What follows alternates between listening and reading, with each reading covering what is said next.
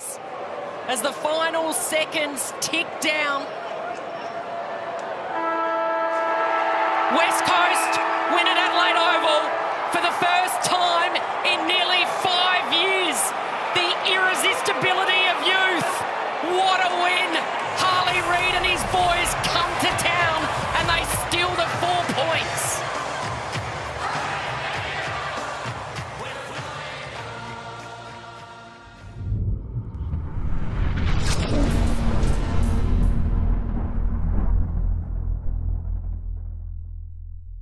Alrighty, good evening. Hello. Welcome to the CREEDCAST. Welcome to therapy, whatever you want to call it. Not even the end of March, and it just feels like a little bit of deja vu from last year as we sit here as very, very proud South Australian cricket fans, as suddenly South Australian cricket is a dynasty. What an incredible Sheffield Shield win. I'm sure Jamie will like to take a few minutes to chat about that in a moment. But, of course, similar to last year, we were kind of starting a podcast early in the season talking about how good the SACAs are and using it as a distraction from how fucking miserable the Port Adelaide experience was on that previous weekend. And it was a frustrating one, a bit of a miserable one. It started incredibly well, feeling great after 8 minutes of play, but then as the game wore on and as West Coast's youthful exuberance and dominance was able to be established in the game, Port Adelaide wilted in the Sunday sunshine, the high noon sunshine, and lost 13-12-90, agonisingly close to West Coast, 13-14-92. But a scoreline that feels like it flatters Port Adelaide a little bit in how the run of play went in the second half. We gave ourselves an opportunity late based on West Coast maybe just trying to manage the result, but unfortunately West Coast were very, very deserving of their win. I'm sure we'll talk about some statistical areas where it's a little bit confusing. In some areas that Port Adelaide did still dominate by the end, but it was very, very much set up statistically by a strong start that West Coast were able to overcome. Good evening, Jamie. SACA cast, it's back. How fucking good is Sheffield Shield cricket?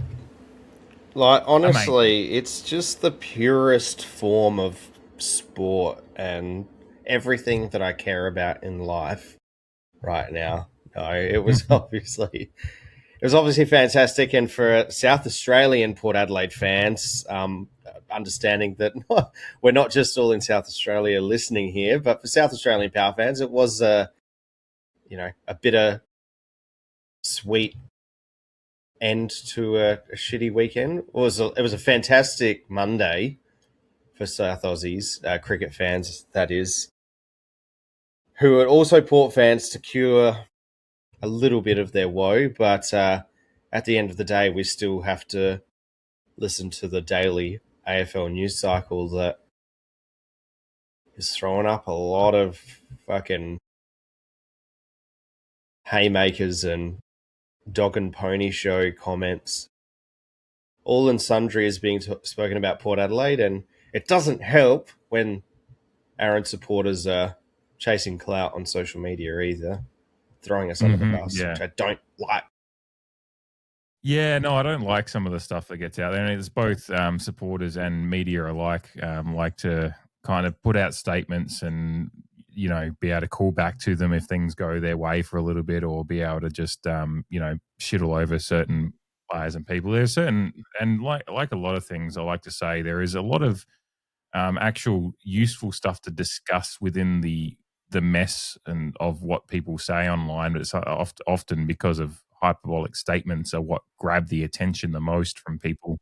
You sometimes have a lot of people just say things that are actually, just like the truth is somewhere in there, but you're like losing it in a bunch of hyperbole about, a lot of talk about players that just won't be part of the next premiership team or aren't AFL level, and there is discussions to be had about the certain development and where players are. But I think there's a little bit of unfair criticism aimed at some players as well. I mean, my first bit of criticism goes at if we want to dive right into it, I don't want to see. No, I want to talk more about cricket. I just want to get under my blankie and just watch Alex Carey hit runs for fun. That's what I want to do. Which Alex Carey is like is a little bit just to give the Liverpool klaxon its first bell ring for the day. I need to actually get a klaxon for it. Alex Carey in finals is Stephen Gerrard in finals. Just clutch. So yeah, the runs he's made in the last two Shield finals, particularly this one, where the team was at. I feel like we had to come back from the absolute ropes, South Australia twice in that game, which is incredible. Both on the batting front and then the bowling front in that last day and a half as well. So good. Yes, Blanky, Alex Carey, Liam Scott. A warm cup of tea. Yeah. Frosty Guinness. The last wicket with Celine Dion, My Heart Will Go On, just lay it over the top, which would obviously bring a tear to my eye, for somewhat of an obvious reason. For very personal reasons. Obviously, yesterday was a very special day personally for me, and I guess, this year has been pretty crap, so it washes over everything that goes on with Port. It's a real nice leveler for me. Apologies to everyone else just going on this journey. And look, therapy will commence shortly, and the dissection of what happened on Sunday. But the drought breaker last year for the SACAs was monumental, but I'd say that this one was harder personally. A lot of injuries throughout the season. Playing a Victorian side that had won 7 games this year out of 10, I believe they play. And playing away, adversity within the game, like you said, ebbs and flows, being behind the 8 ball right up until the afternoon of day 4. And thankfully they play 5-day final, where first class cricket's only played over 4 days throughout the minor round.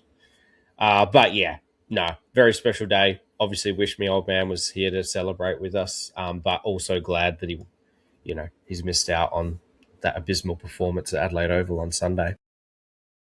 Yeah, I know how you kind of mentioned how your old man and yourself, the amount of chats you'd have with cricket, and you've said before, I think on the podcast probably late last year, when we were going into the off season, we were starting to talk a little bit about the Ashes, how much like you are as much of a nuffy, if not more so, for cricket, which shows to the level you love it, because you're an absolute nuff like myself for Port Adelaide football as well. So I know how much it was certified enough. So just for you, and I think I said to you as well in text, like it is. We're going to get into. I said I'll be apoplectic if we lose to Richmond again, and we'll I think we all will.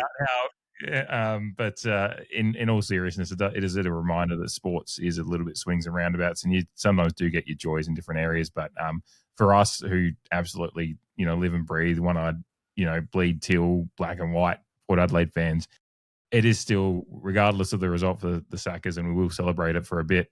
It is still really, really rough to think back to Sunday afternoon. I've certainly just gone and put myself through a full replay this afternoon here as we're recording on Tuesday the 31st of March in the evening. So I've put myself through a full replay of our Sunday afternoon match against West Coast, which was breaking news, just as much not fun as it was watching it live. So even more so having to listen to Dwayneisms that were not fun for us this time around. That's pain. That's pain. Yeah, the pain of it all. It was painful. I'll get into them in a little bit, but I wanted to start with a point that it's been apparent in the media is talking about it a lot, and there's again hyperbole comes into it a lot, but there was a clip, a soundbite out of Koshi, I think at the airport today again. Rebuilds, and I think the club needs to get away. Like, I know what he's doing, and we talked about it at the start of the year as well. He's trying to. There's a whether it's selling memberships or whatever it may be. At some point, you have to look at what other clubs have done who have actually just embraced the fact, like there's just been, we're a rebuilding side, and just start using it, because I feel like it's still a little. I feel like there's a a mismanagement of expectations somewhat at the moment, and you kind of see that in just how we, for me, and I could be doing the hindsight's 2020 thing, and I am guilty of that a lot. So, but I was sitting there halfway through the game on the weekend and looking at the talent of West Coast on the field, and we've certainly got some talent out there, but just some of the size difference at times and how we were losing the stoppage battle quite significantly, which we'll talk about, in certain other areas of the game. And just seeing an imperfect West Coast side that should have beat us by more, but they still, the effort and heart and everything that was in there, it looks like a side that's embraced the fact that they're in a rebuild, which allows yourself to play with a little bit of freedom rather than an expectation that you still have the fight, like the finals is the pass mark expectation. For me now, the pass mark is I want to see some development and hope for the future. If we make finals, I look surprised at this point already because of just the way things are looking. I just want to see a hope and development for the future and see some of these players develop. So for me, that's my pass mark now. Rebuild needs to be, you just need to embrace the term that rebuild is happening. Yes, you can surprisingly make finals possibly while you're rebuilding, but I think we need to embrace that. And that's where I look at the game on the weekend as two rebuilding ships passing in the night, and one's on the upswing of a rebuild, which brings you hope. And like West Coast fans would already be going, well, geez, we play a few more games like that and keep injury free. Maybe we can sneak into the wild card. I don't think that's realistic either. But if I was a West Coast fan, I'd be thinking that way. Like, I'd just be like, fuck it, let's reach for the stars, you know? So I want us to embrace I want us to embrace the positivity of rebuild. The fact that yes, it means dark days at times, but it also means actually realizing where you are and then looking at the upturn, which is where the top likes of West Coast are at the moment. I have so many thoughts, Dave. I have so many thoughts where I don't know I don't know where to begin. By and large, I think the discussion is just a whole load of semantics. Mm-hmm. Whatever word you use, whatever word you don't use, whatever you address publicly, whatever you address privately, I am sick to fucking death of it when the club has quite openly come out and explained why they didn't take any draft picks last year in a highly compromised draft, and why we took that I'm 100% with you on as well. Like, I think, and why, because who the fuck were we going to take with pick 103 that was going to make a difference? Mm-hmm. And did we not pick up an 18-year-old key defender who looks like he's going to be a gun in time in the mid-season draft? And did we not pick up 3 players who were all first-round quality in the draft before that, 2 of which played on the weekend? Mm-hmm. And did we not organise our picks to target our highly touted academy and NGA players over the next 2 drafts? And that's, again, why we didn't use draft picks in the highly compromised draft. I just... That's part of my first point. We were older than West Coast on the weekend, and these first 3 rounds are all too familiar to last season. Like you mentioned, we had a demoralising win round 1. We kicked the shit out of a cellar dweller in round 2, and then we lost a game that we should have won in round 3. It's exactly the fucking same. It's kind of scary, actually. I was thinking the same when I was going through that today. It's an eerie, weird feeling. But at the same time, we were missing our captain, Miles Bergman. You know, Ollie Wines was getting a run in the SANFL. Discussion there to be had, but I think the club's damned if it does and damned if it doesn't. If he plays AFL and he can't run out 4 quarters, then we rushed him back. Yeah. We'll come back to that. We'll finish on the rebuild stuff first, because I think there's definitely. Intriguing and certain selection things there that we can, again, it's looking back in hindsight, and we certainly always try to caveat that that's what we're doing. But I think all of the points you made about what we've done list management wise in the last 18 months, 2 years, whatever it may be, are true. Like a lot of talk being made about Port Adelaide not going to the draft last year, but they did go to the draft. The mid-season draft wasn't something that existed a few years ago. 5 years ago, roughly when it came in. So we have used draft picks last year, and as you said, brought in someone that we do have a fair amount of hope in, and then a few other draft picks from the last 18 months have played on the weekend to varying degrees of success. Some highly successful, some that we still have a lot of hope for that were maybe a bit quiet on the weekend, and some that have got some question marks over them. And we'll certainly get into that when we talk about the game, but. I think it comes down to my things as more a holistic thing about what the messaging is at the club and the maybe a little bit of that disconnect that it's just I still think it shows a certain lack of, I don't know, it's not respect for supporters, because I don't think there's a lot of people that have a lot of I'm using hyperbole a lot, but hyperbolic statements about David. There is a lot of hyperbole though at the moment. Yeah. It is the world we're living in at the moment. Lots of word salad and whatnot out there. I guess I tend to agree with what not so much Kane Corn's comments about if David Koch doesn't say this, then he should go. Although that's a discussion to be had separately as well, and for another day. Fuck me! I saw that before. All the comments about it, he was just saying like, you just need to embrace where you're at, because it's just the messaging, and it's probably the one issue around the club has been messaging at times, and what we're, and kind of trying to, whether it's selling memberships. Again, I am fully embracing of the fact that we're in a rebuild, and I think we all are in club. And I think that's just there's a frustration for me when I see those, because I mean, me, I stay away from the ether of the, again, hyperbole online and whatnot, but I am finding myself frustrated every time I see a David Koch soundbite where he's just like, we're rebooting, we're retooling. I'm like, just those are fucking, and it just sounds like it's like him having a bat and I'm like, this sounds personal for you.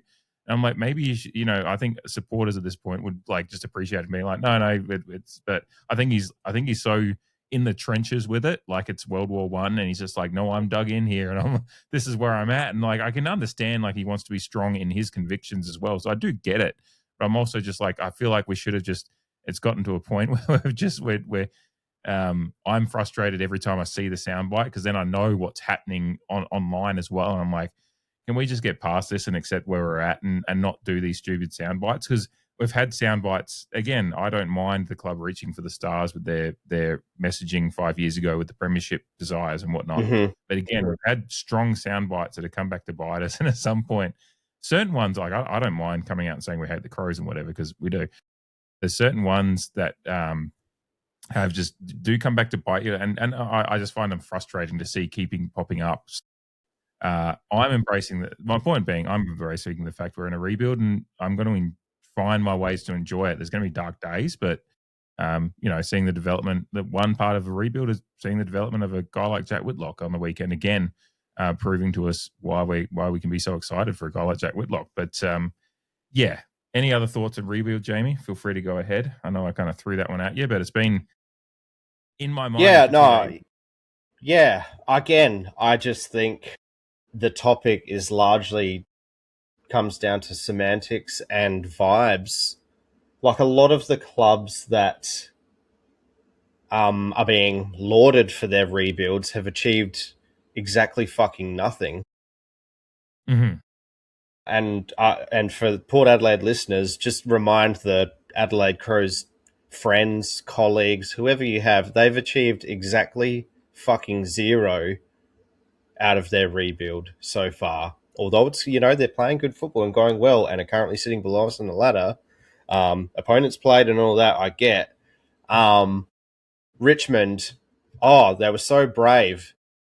Players who wanted to leave their club left their club, and they got overs for them that fell into their fucking lap, and they're sitting at the bottom of the fucking ladder. Gold Coast, because they were such a shit club for so long, obviously had high draft picks, but a lot of their ascension up the ladder is due to academy. And again, we're trying to take advantage of our turn there. I mean, Geelong, while they should have won more premierships, in my opinion, I think this is it's kind of this is my viewpoint. I think maybe it's the Ken influence over the last 13 years, but I think we've tried to model ourselves in a similar vein to the Geelong Football Club, who by and large don't bottom out, and I just don't personally subscribe to the fact that you've got to gut your list. We're not playing our best 23 at the moment, so it's no surprise why we're playing average football. We're playing under a whole multitude of new coaches who have openly said we have a new game plan. But I can't remember when Western Bulldogs gutted their list and rebuilt. If I'm wrong, I'm not keeping tabs on list management over every team, although I've got my finger on the pulse. And West Coast have won 2 games on the trot, and credit to them. In the end, they deserve to win on Sunday. But it's round 3 still. I'm still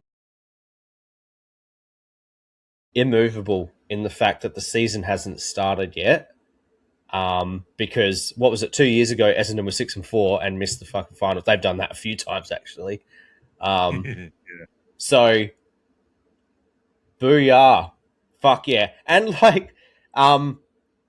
you could also argue that part of West Coast's kind of bounce back over the last couple of years has been because they've supported the young guys with some senior heads around. We spoke about it in our preview on Thursday night. For those listening, would have tuned in on Friday or probably Saturday. Funnily enough, what happened on Sunday we thought was a possibility, just due to the fact that we were looking at particularly their forward line and their midfield and the talent and experience around it. And we thought that their defense was their weakest point, which it proved to be at times when we actually had our bum into gear. But yeah, to finish off the rebuild chat, I think there are many ways to skin a cat, and I think if pundits on the television or on radio want to lead you to believe that there is only one way to ascend up the ladder, then I just think that is hyperbole, like you're talking about.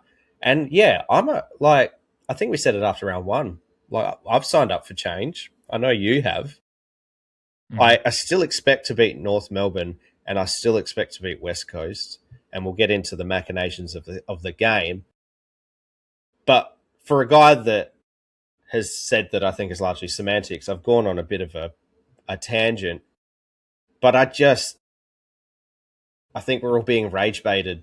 And furthermore, I think some of the comments made about our team are in poor taste by people who should and probably do know better, and come across as mean-spirited in a super strange way, which I don't exactly understand. 100% agree. Yeah. Yeah, and I mean, we can kind of talk about some individuals that have been identified if you want, or we can just kind of move on. It's up to you. But again, it's a good segue into the game chat a little bit. But yeah, I think you are right. It's the Geelong model has worked for them, and I think you're right. But I guess my closing point on it is I think we've gotten to a point where we're kind of at where a rebuild, not that we're bottoming out for 5 years, but hopefully not, obviously. No, fuck no. West Coast have proven that if you're hitting again, they've not proven anything, but for their first start of the season, they've hit a few good draft by Job Shanahan at number 30 and a few others. And then obviously they've got 2 very, very good number 1 picks in there now.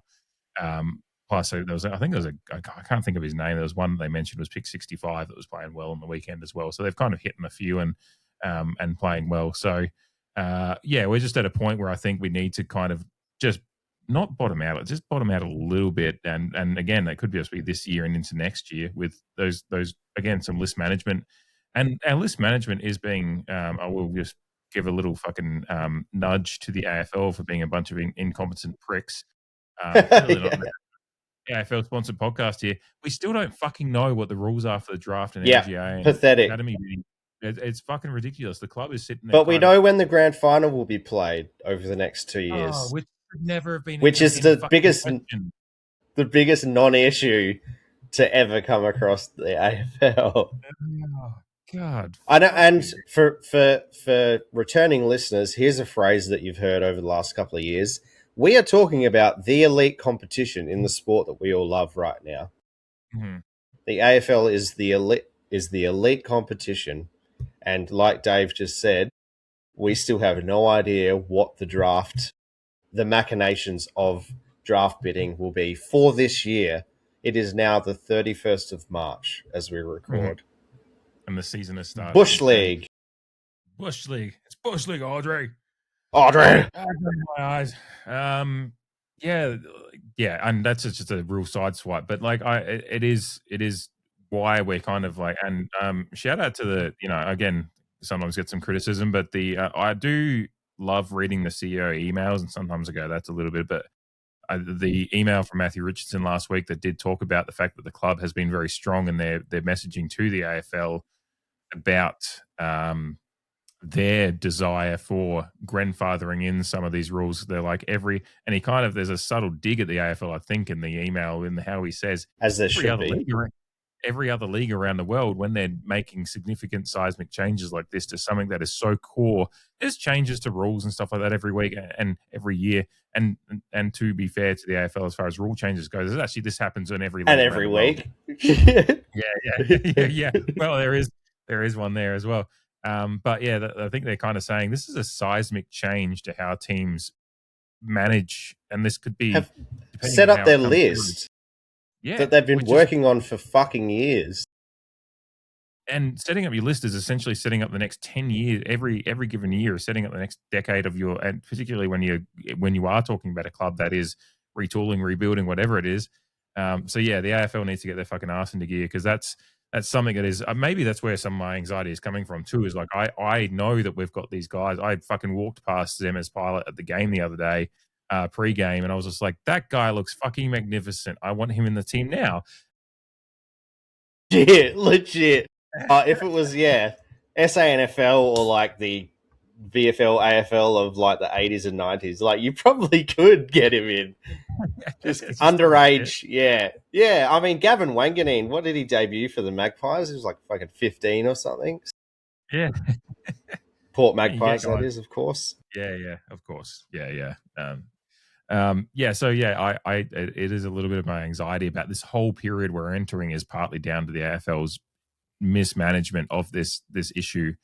In particular, when I see teams that are doing very, very well out of their luck in getting, whether it be the Dacosses or the Ashcrofts, and obviously Gold Coast getting whatever academy picks they're getting, and then we've got a crop that we're excited for, and we don't know how we're going to get them yet, or if we're going to be able to do what we can with them.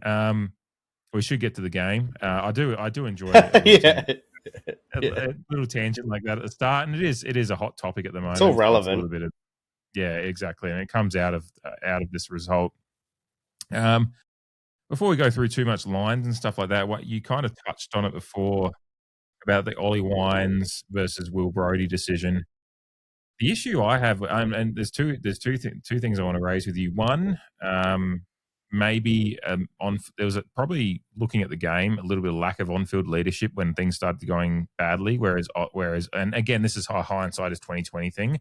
But when I look at that second and third quarter and having rewatched it again, you kind of just saw the team looked a little bit. Butters had a great game, but looked like he was probably wanting some veteran leadership.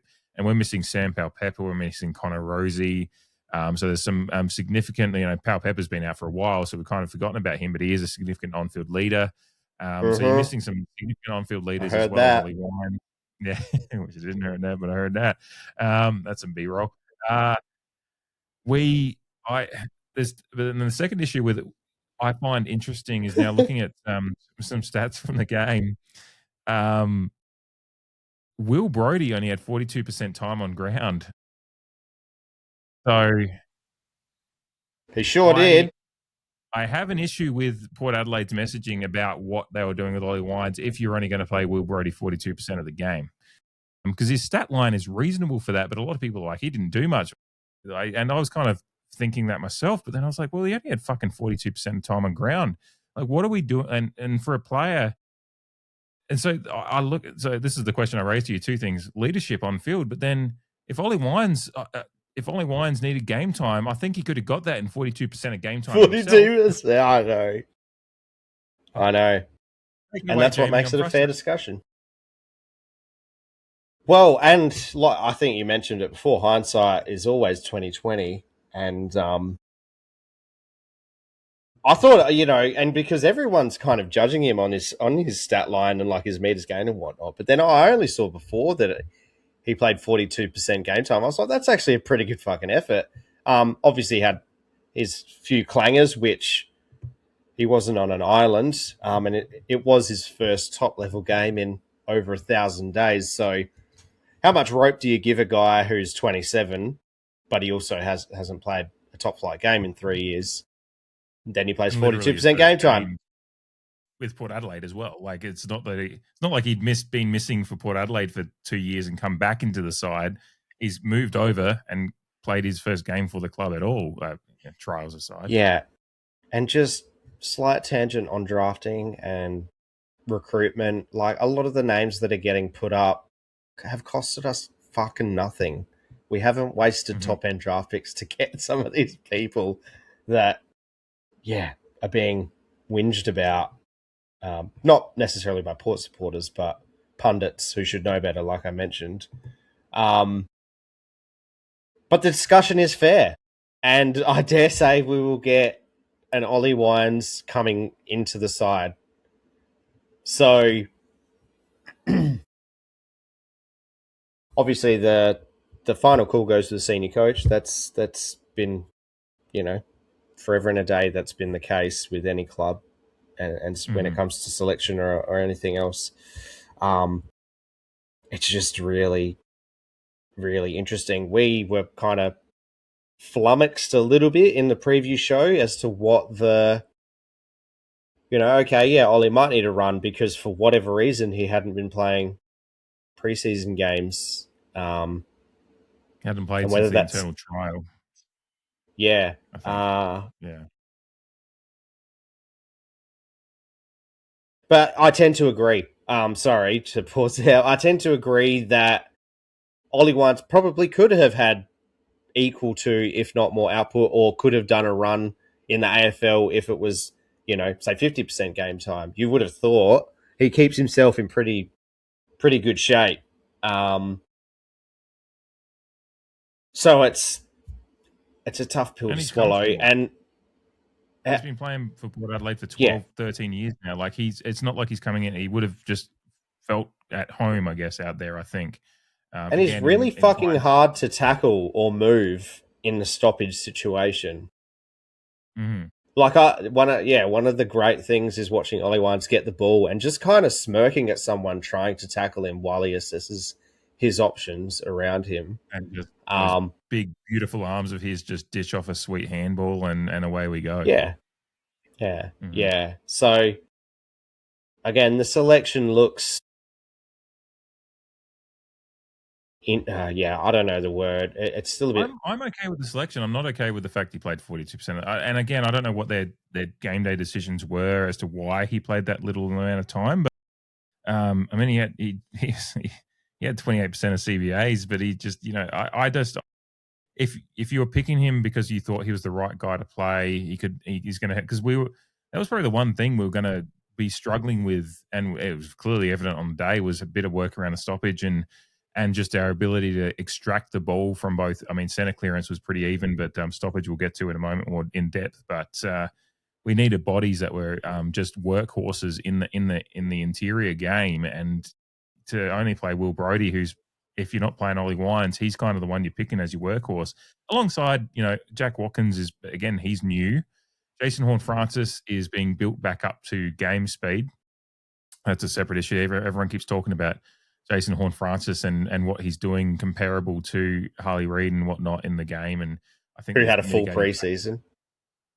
Yeah, and also Harley Reid. Also, Harley Reid is the leader of that midfield now. He's been handed that mantle more or less. Whereas Jason Horne-Francis is still third in command in this game to Zach Butters and Willem Drew. So that's a whole other separate issue of mitigating factors and people not actually kind of looking into the issue all that much more. But I mean, back to Brody, I don't know what the game plan. My thought was when we did the preview, the game plan was going to be that Brody was going to be, a fair workhorse for the game, and he just didn't seem to be given that time to do so. And whether they saw some things and decided they didn't like it and had to mitigate those things on game day, but I mean that's a failure in selection itself if that's what you saw based on compared to what you thought you were going to see. Again, I have no problem with the selection of Will Brody. I have the problem with how he's utilised in game day. And I think with the fact that we were pretty outmuscled in there by a young team. Watching from my level, I don't know how it was from your vantage point, but watching from my level, just the kind of size. I mean, Harley Reid's just a fucking thick boy. Scary, slippery as well. Yeah, and we were missing tackles in him. He was starting to. I sent you a message on the day saying I think after I don't know what he'd done a few dirty little moves, and he'll have to. I think I said he's a prick of a bloke or something like that, but fuck, he's a talented prick of a bloke. Like, I can't help but be like, that guy was really fucking good for them, even if he's really fucking annoying. Is aided by some umpiring decisions, in particular that mark that wasn't a mark.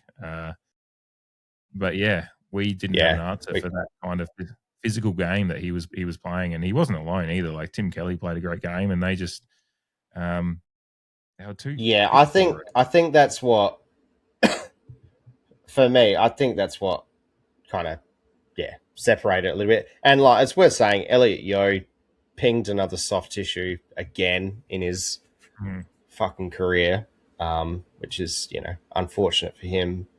But yeah, I mean, the reemergence of Tim Kelly.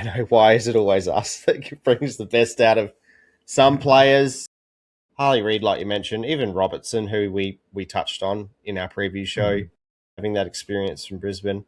Like you said, some senior players around Harley Reid who lifted to the occasion when we relied heavily on Zach Butters, and then a Jordan Sweet, who's a ruckman, a midfield-minded ruckman, to get equal top clearances for Port Adelaide anyway, when we don't need a ruckman to do that, although credit to him for giving it a red-hot go. Again, few clangers, some handballs that were very heavy-handed. But yeah, I agree. Because, I mean, a Will Brody with 42% game time had 3 clearances. So I guess while we're having this discussion, we're extrapolating out what could have been if we provided more support. And, we saw Jace Burgoyne have some CBA time, and that's interesting while the game's going in our favour like it did in the first quarter. But, Jack Watkins, he also had 3 clearances.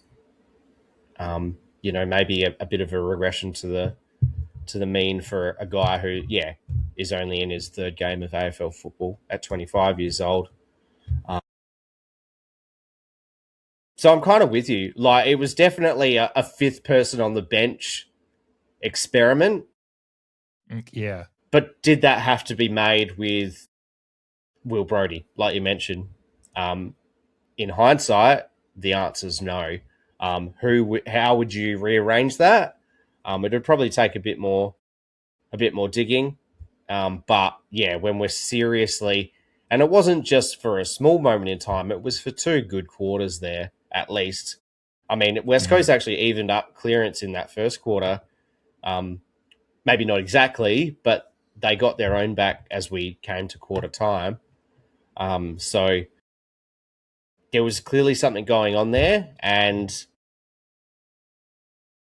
maybe Willem Drew, because we also have those comments by Josh Carr after the game, and he didn't single out the leaders, he singled out the ones below him, so I guess that excludes Willem Drew. But in the absence of an Ollie Wines, with a Will Brody playing 42% game time, you probably want more from Willem. And I don't, his overall game was okay.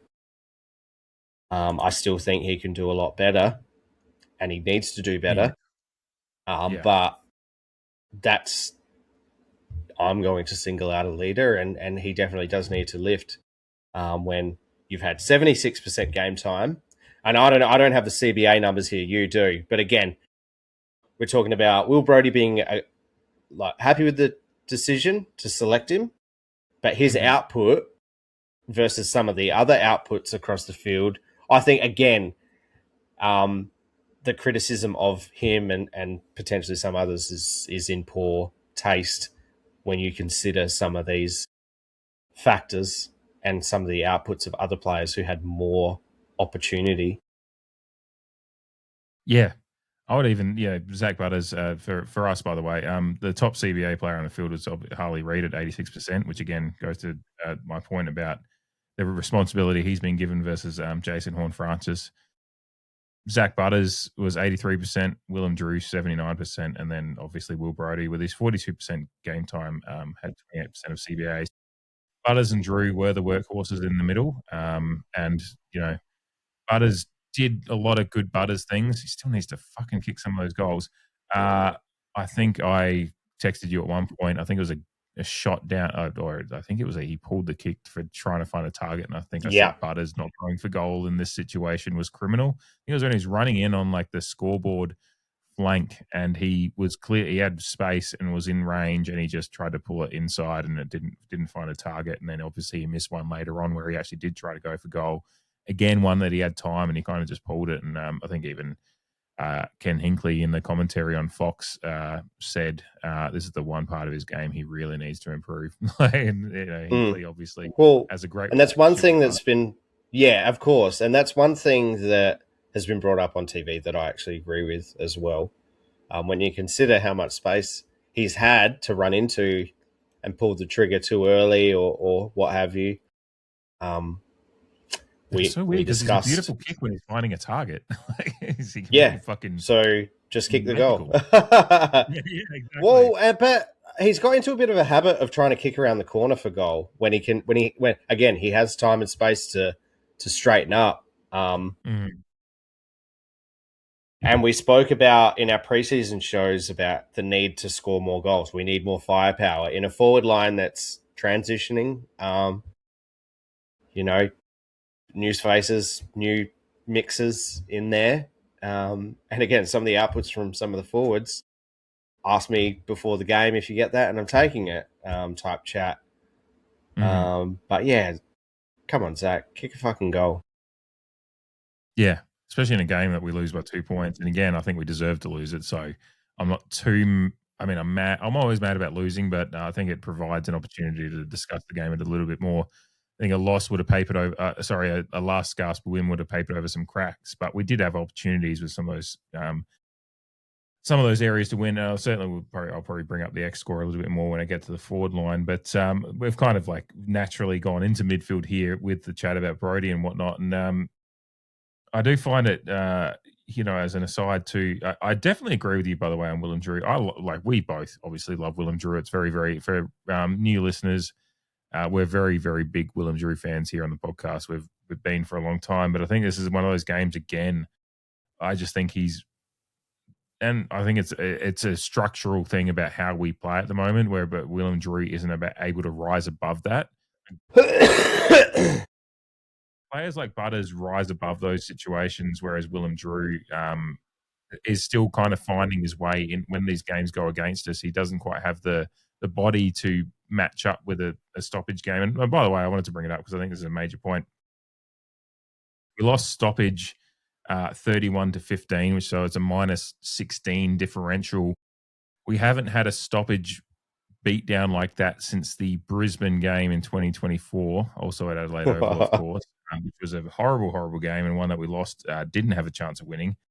That was minus 18. That was a game we also did win, obviously, against West Coast on Sunday. We won centre clearance marginally, 12-11. We also won centre clearance against Brisbane in that game, 17-14, but stoppage we lost by minus 18. Yeah, again, against West Coast on Sunday, lost minus 16. And we've had a lot of good stoppage. Actually, our stoppage game last year at times was pretty good. We had in the home showdown that we heartbreakingly lost. We fucking dominated stoppage, and there are some mitigating factors about who we had available. Obviously, the likes of Connor Rosie and Miles Bergman, who had huge showdowns, to extrapolate on that example, weren't available here. We're experimenting with some different mixes. Obviously, Ollie Wine's not available either. So it's a very, very different mix. But the fact that we couldn't find a way, and I said to my wife at halftime, I said, "We're in trouble here. I'm not feeling good." And she was at a comedy show in West Hollywood. She was seeing Brett Goldstein, who plays Roy Kent in Ted Lasso, in his stand-up Right. show. So she was having Yeah, a cool. great. Well, I was sitting there at Adelaide Oval, miserable, and I think she just looked at the score and she goes, "We're winning though," and I said, "It ain't staying that way if it keeps going this way." And it's like you could just feel it as the second quarter wore on. And I think even some of the commentators, in the KO Fox replay, were kind of saying there's a shift. They said that they noted the shift in the crowd energy midway through the second quarter, and you could I think that's because the crowd as a collective could see whatever, whether they were recognizing that it was stop. I was recognizing immediately that we were just losing the contest, losing it inside, and ceding a lot of field position because of that. And then West Coast had started matching up better and stopping our ball movement, and we still just aren't very good at picking out our ball movement. Once our ball movement in the first quarter is great, but our speed of ball movement just slows down so much once a team just locks in a little bit and puts the pressure on. The pressure rating in the first quarter, we were at 210, I think. West Coast were at about 178. The second quarter, West Coast were still at about 178. Port had dropped down to 150s. So like West Coast stayed consistent with their pressure, whereas we were fucking up and down, peaks and troughs, roller coaster stuff, and like so. Our inability to maintain a consistent level, and then you could feel that as the second quarter wore in. I don't know how it was up in your vantage point, but I felt a seismic shift in the middle of that second quarter. And by the end of the second quarter, when Waterman's putting that one through right in the halftime siren, I'm texting my wife going, "I don't feel good about this." And she's going, "Why? You're ahead." And I'm like, if this continues the way it is, and that's an indictment for me, and I'll give it over to you in a second, that I could feel that result coming at halftime, even though we were ahead, because I couldn't see a way that we could change that momentum that West Coast was starting to bring in the contest. Yeah, it's the feeling is exactly right. Yeah, as a collective, we're not stupid. We know what can happen when we continually play into the opposition's hands. The first quarter, West Coast were very loose checking, and they did make a fundamental change to the way they defended. They pressed up because they obviously had the wind in the second quarter. They pressed up very hard, but they also went hard man on man. And when a team goes man on man, you have to outwork them to provide options, to get the ball movement, to oppose that stagnation that sets in. And they did it very well. Like I had the perfect vantage point for what they were trying to do, and they just locked in on that, franking an advantage that I didn't think we maximized when we had the wind over our shoulders in the first quarter, which is a slight aside to what we're talking about. But I think, again, Josh Carr summed it up well in his post-match presser when he said that we just didn't take them on either. Like, West Coast, while they changed their defensive attitude, or they locked in, pressing up really hard and man on man, a hard man on man. Like, I was looking around the field off the ball when we got the ball back, and there wasn't many clear options at times. But again, you have to work hard to create them, or you have to link up. You got to try something. You can't just sit on your heels and wait for something to happen, because we just continually played into their hands. And one thing that they did do is when they got the ball back, they threw caution to the wind. Even in the third quarter, when they were kicking into the wind again. So it was just, crystal ball type stuff. And I guess, we all had that similar feeling, and the emotions were taking over, because not only that is, amongst all that stagnation, we did have opportunities to respond, but some really poor skills crept into our game, which isn't foreign, unfortunately. But it's people like, Mitch, Luco dropping just simple marks in attack, like clear attacking positions, and positions where we can either push for a score or just keep some territory for a little bit. Obviously, the handballs have been well noted because we were just all over the shop in some of our execution and decision making there. It was just a perfect storm of fuckery that, to West Coast credit, they locked in. They changed their mindset and their game plan a little bit, or perhaps they just weren't playing to it in the first quarter, and we just took advantage of it for half of that quarter, I'm going to say.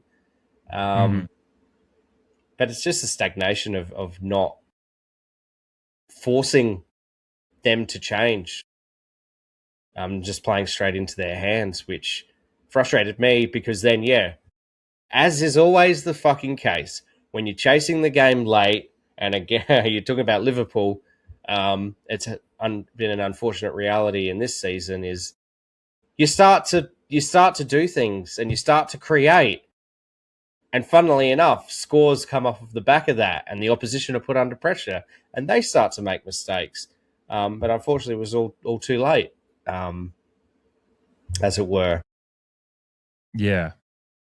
We can talk. You kind of brought up the forwards, and we can round back. There's probably a couple of maybe midfield things to talk about between segments, but you did mention the forwards, and it's probably a good time to bring them up because it's such a weird game for the forward line because I think Jack Whitlock gets a pretty good mark because he's played 9 games and or whatever it is, and he played like 5 or 6 games, but he's kicked 9 goals. I was comparing Ollie Lord versus Jack Whitlock and Mitch Georgiades stats earlier on Willow ratings, so there's a bit there. I think Jack Whitlock gets a pass. He missed one that he should kick, but again, he kicked 3. I think the ones that I've really got a key in on, and probably my watch goes to, and it's not, again, the watch list kind of thing. Depends on the week and who you're picking as to how serious it is. Mitch Georgiades is not like he's an all-Australian caliber forward. I'm not worried about the future, but he's started this season both playing incredibly well in moments, but bewildering in other moments. And in this game, he had a lead out in front of me, right in front of me in the scoreboard pocket there. That he kind of had 2 hands to the ball, and it kind of just hit his hands and fell out. And it's just like there's little moments like that with Mitch, with his marking. And then obviously his goal kicking, and I think our X score was about -1, so it was very close. Like our expected score and our real score was very close, but West Coast were +7 on their X score.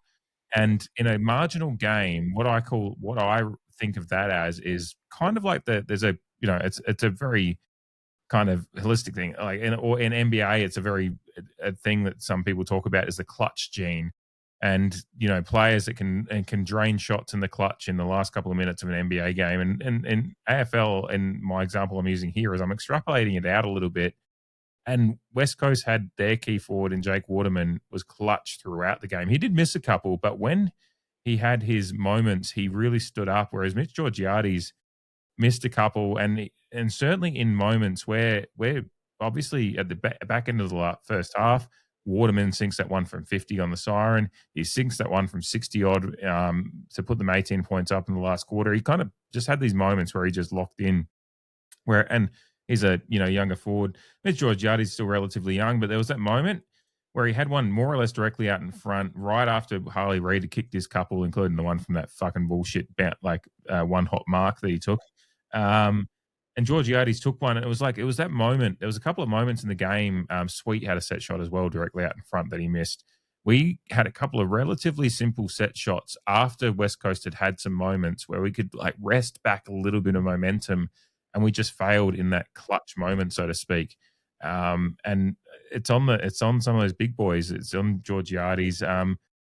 I think Lukosius, again, gets a lot of stick that's unfair because I think he had some good pressure moments and had some good tackles and had some great kicks and setup kicks.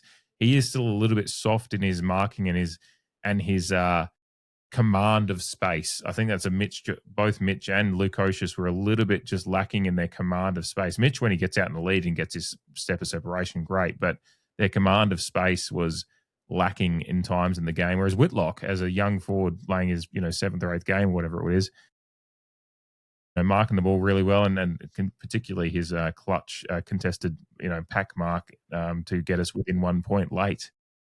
So I find it a really interesting discussion around those 3 tall forwards, because you've got the one that you really are just saying, go have fun with your toys, your new Duplos and stuff, because you're new and you're fun.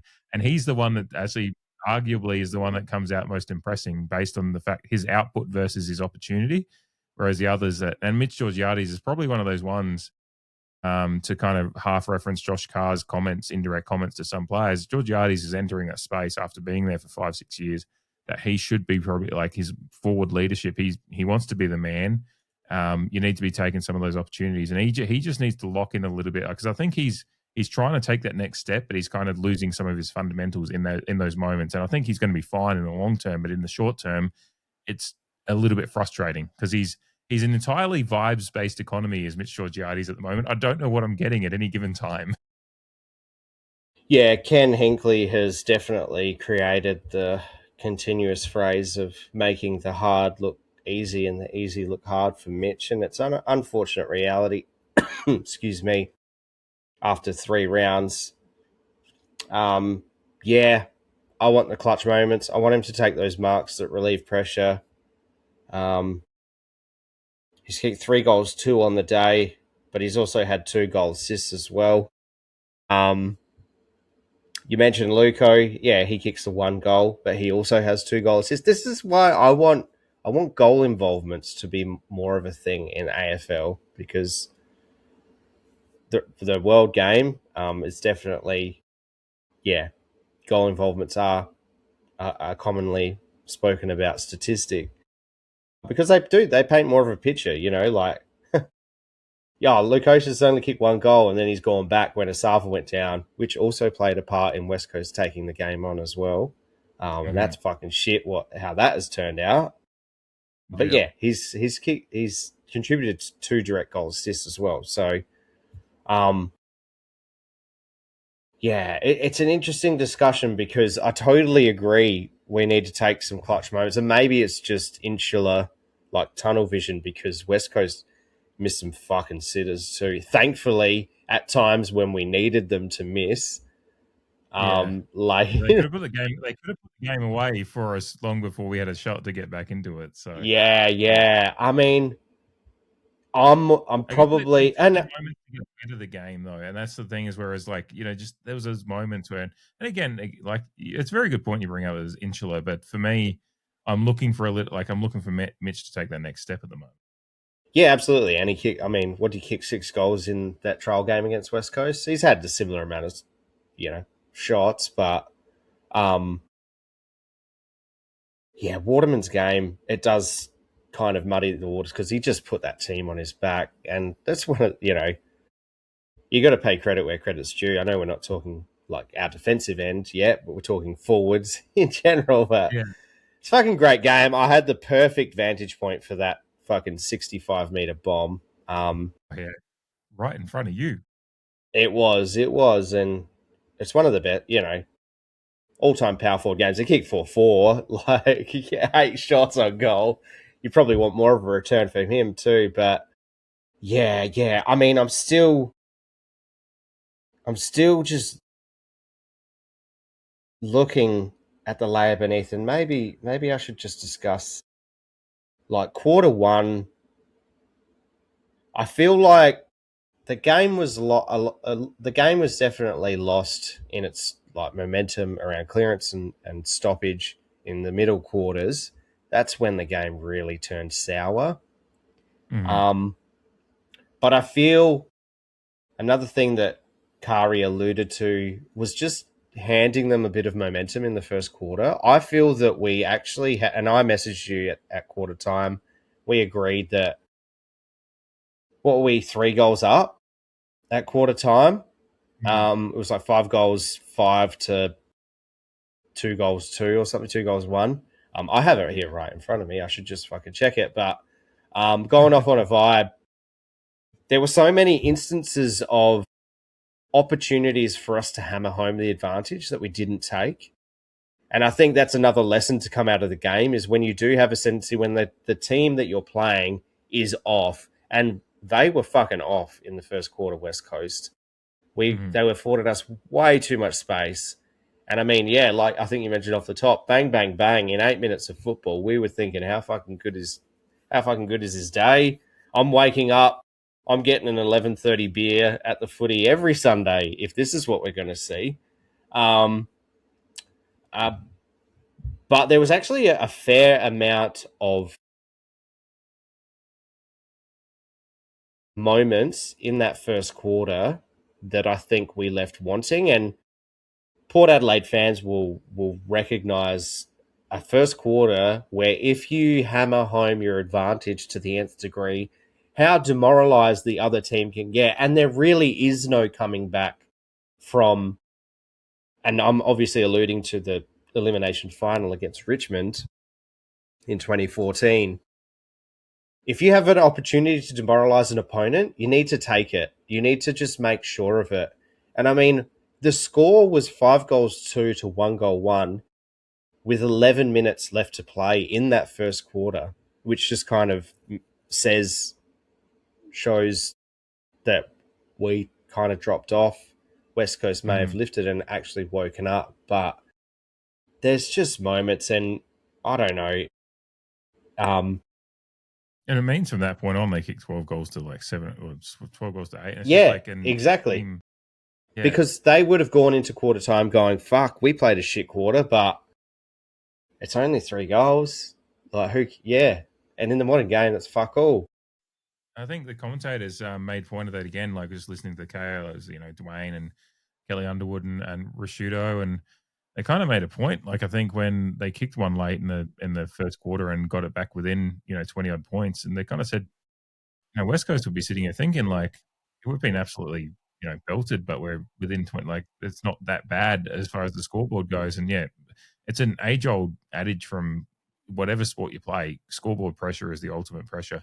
If you're not if you're relent, and you could just see after the first half of the first quarter, we just got a little bit cute at times. There was a few moments like even Horn Francis like a set shot after a free kick, I think up in the hill end, the scoreboard kind of flank there. Quarter 2, 18 minutes left to go. Yeah, he pulls it at the last second for I think it was a Jordan Sweet lead, possibly. And look, I like respecting a lead, but like that's a that's a moment for Horn Francis to be like, yeah, I'm kicking this one from about 45, 50. Like I can make this. I've made these plenty of times before.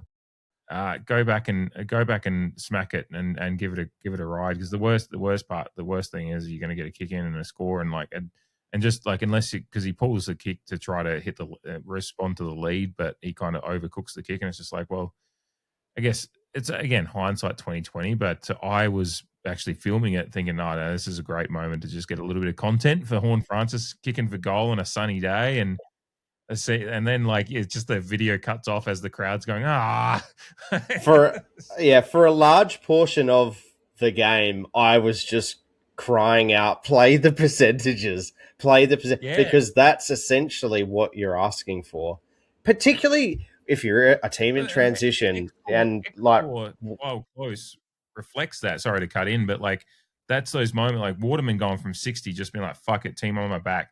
Like West Coast just took it's a very marginal game, obviously being a 2-point loss, but X score reflects that. And again, X score is just one of many random stats you can pull from and do what you want with, depending what your attitude is towards the game. But like I look at those things and just think this was a very marginal game, and they just took some moments of kind of there's a little bit of heroism in it. They just took their moments, whereas we kind of look for the cute moments, and particularly to your point again, to hand back to you, like in those latter stages of the first quarter, we kind of, rather than just stepping on the throats, we got a bit cute and allowed them that sniff. And they didn't need too much of a sniff, because once their, players got going, they got going.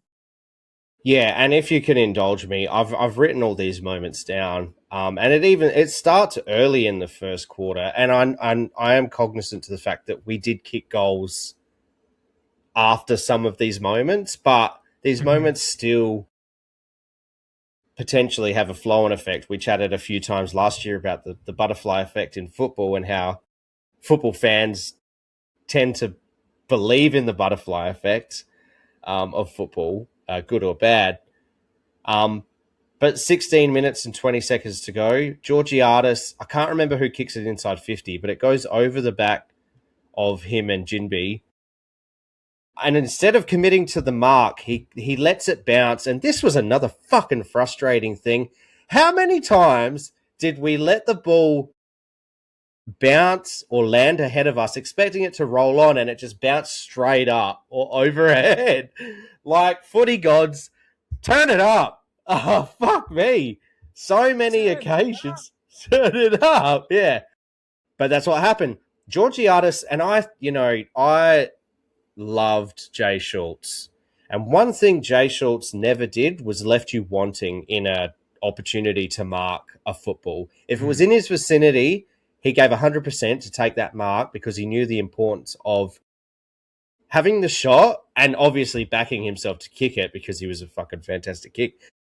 You talk about Georgiades in moments. Like, again, it was a moment and there was about 10 meters. It was the goal square, maybe length away from the goal line in that vicinity. He overcommitted to the contest with Jimby and didn't think about the fact that he had to get off and But if he committed to the mark, he could have taken it. It may have meant he needed to dive subtly or, go to ground a little bit, but he could have taken it and had a set shot from fucking 10 meters out on an angle. Again, vibe-based economy. Spent way too much time on that note. 14 minutes and 45 seconds left to go in the first quarter. Corey Durden on a half-forward flank hand passes to Jack Watkins under pressure instead of surging it inside 50. Again, with the wind on your back, the play all going your way. 13 minutes and 35 left to go. Jack Watkins short stabs it to Drew, but it's not 15 meters. That was kind of on the eastern wing. Turns it over instead of surging it inside 50. A lot of those short kicks, by the way. Yeah. We got called not 15 a lot, whereas they didn't because we were trying to bite off those ones. And to your point. Yeah, a lot. The umpires were hot on us in that regard. And look, I think for the most part, I think they were right. I think the calls were right most of the time, unfortunately. Yeah. Those marks in the last, quarter or, the third and fourth quarters to certain players. Yeah. 12 minutes and 55 seconds left to go, quarter one. Joe Berry gets that fantastic opportunity to kick that snap goal on his preferred foot as well. He misses. And then, it gets to 11. And again, like I said, there are goals in and around this, but the butterfly effect and really hammering home your advantage. The score at 11 minutes and 10 seconds to go, 5 goals 2 to 1 goal 1, like I mentioned before. But with 10 minutes to go, Jack Lukosius drops a chest mark. I think that was inside 50. It was around 50, obviously. Misses a chest mark, turns into a contest, and fuck knows what happened after that. 9 minutes and 45. Jace Burgoyne gets the ball around 50 meters, hesitates, and then he goes for one of those, which he's done a few times now, half-hearted attempts to either pass it, which wasn't this instance, or go for goal. And it landed, I think, Georgiades, Jimby, and maybe they had a second player come across, made a contest, and then I think it went through for a behind or it was a throw-in. So instead of actually committing to the goal, he hesitated, half-hearted the pass to Georgiades, and again, the wind is on our back, in and around 50. 8 minutes and 45, Kocius drops another mark. I think that was higher up around the 50-meter line, but as we know, Jack Lukosius can kick that far. So that's 2 drop marks in the first quarter. 8 minutes and 20 left to go. Stick with me.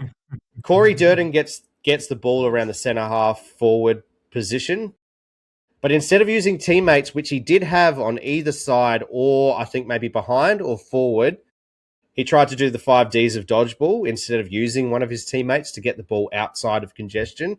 Fucks it up. I think he slipped over and he gets tackled. Again, centre half forward position in the vicinity, surge it forward and find a target inside 50. Or like I said, use teammates. Yeah, if I can interject for 1 second just on that point, because he gets caught holding the ball there, right? I think he does, because he tries to take him on. there's been a bit of that in the first 3 weeks as well. Is that we're trying we don't seem to have wrapped our heads around how quickly they're called and holding the ball for those like previous they've tightened up on that. I haven't actually had too much issue with it as an overall thing about the AFL, but we've been guilty of being irresponsibly immature in how we're handling those situations. And trying to bite off a bit more than we can chew. Yeah, quite clearly having previous opportunity, trying to fend off or dodge someone, and to your point, getting caught. Yeah. Play the percentages. I vividly remember looking down the line of the half forward line and just screaming, "Use your teammates," because they were there. 2 more from the first quarter. So the last two, 6 minutes and 30 left to go. DBJ had either a mark or a free kick at 50 meters. Again, with the wind over his back. But he tried to get fancy. He tried to play on and run around the guy on the mark. And then he mongreled it and straight turnover mark, not even a score. 2 minutes and 15 seconds left. That's where Jack Whitlock gets his third shot on goal for the quarter, his closest shot on goal. And he just leans back on the kick, and it was misses that one. What makes it worse, though, is that ball then goes down coast to coast, and Elliot Yeo kicks their second goal for the quarter to give them that extra. With a horrible mongrel of a kick. A mongrel kick, but was just on line and rolled through. Couple two to start the second quarter, and then I'm done. The JHF pass that you mentioned, so we've already chatted about that. And then 17 minutes and 50 on the clock. Jack Lukosius misses his, so that would have been his one behind for the game. That one, but that was Whitlock handed off, and yes, that's right. Yeah. Again, preferred foot. The Whitlock handoff, like great handball. Whitlock's shown a good propensity for dishing off good handballs in under pressure in the forward 50. Obviously, the handball to Whitlock to Whitlock, which could conceivably happen in the AFL at the moment if they were on the same team. But Whitlock to Watkins last week against Essendon, he had the handball over the back of the head to open up that one, and he similarly dished out one. So it's already a part of Whitlock's game I really enjoy, is the fact he's got a quick mind in the forward 50 as a... Luco should be kicking that. The handball is fine. Exactly. Yeah, no, that's what I mean, is the handball is great, and he's basically given... It's basically like putting, like in soccer, setting up a player in front of an open goal and then hitting the crossbar. That's what Luco did there. So that's, again, Luco's headspace is my one question mark with him. And again, I have a lot of hope for his future. I think he can get that right if he just gets a run of games. I think he's probably maybe still in his own head about his health, but there's players like him that have a lot of skills in abundance. They've just got to get there, kind of marry up the brain with the skill set. And I guess the broader point is that, look, in modern AFL, you see misses and shit like this all the time, but it is a healthy reminder of asserting your dominance when the field is tilted your way, to borrow a kind of phrase from you last year. When you've got the momentum, when you've got the ascendancy in the game, hammer home that advantage, because what was 5 goals, 5 could have easily been 7 goals. 7 goals, 4, or, 8 goals, 4 by the start of, early in the second quarter or something like that to 1 goal. Whitlock kicks that goal late. Yo may not, they may get a clearance, obviously. You never know. But potentially they go into quarter time with one goal. Yeah. The game in the middle was actually where it was even. It was around stoppage that they were getting numbers to the ball, and obviously had the bodies to.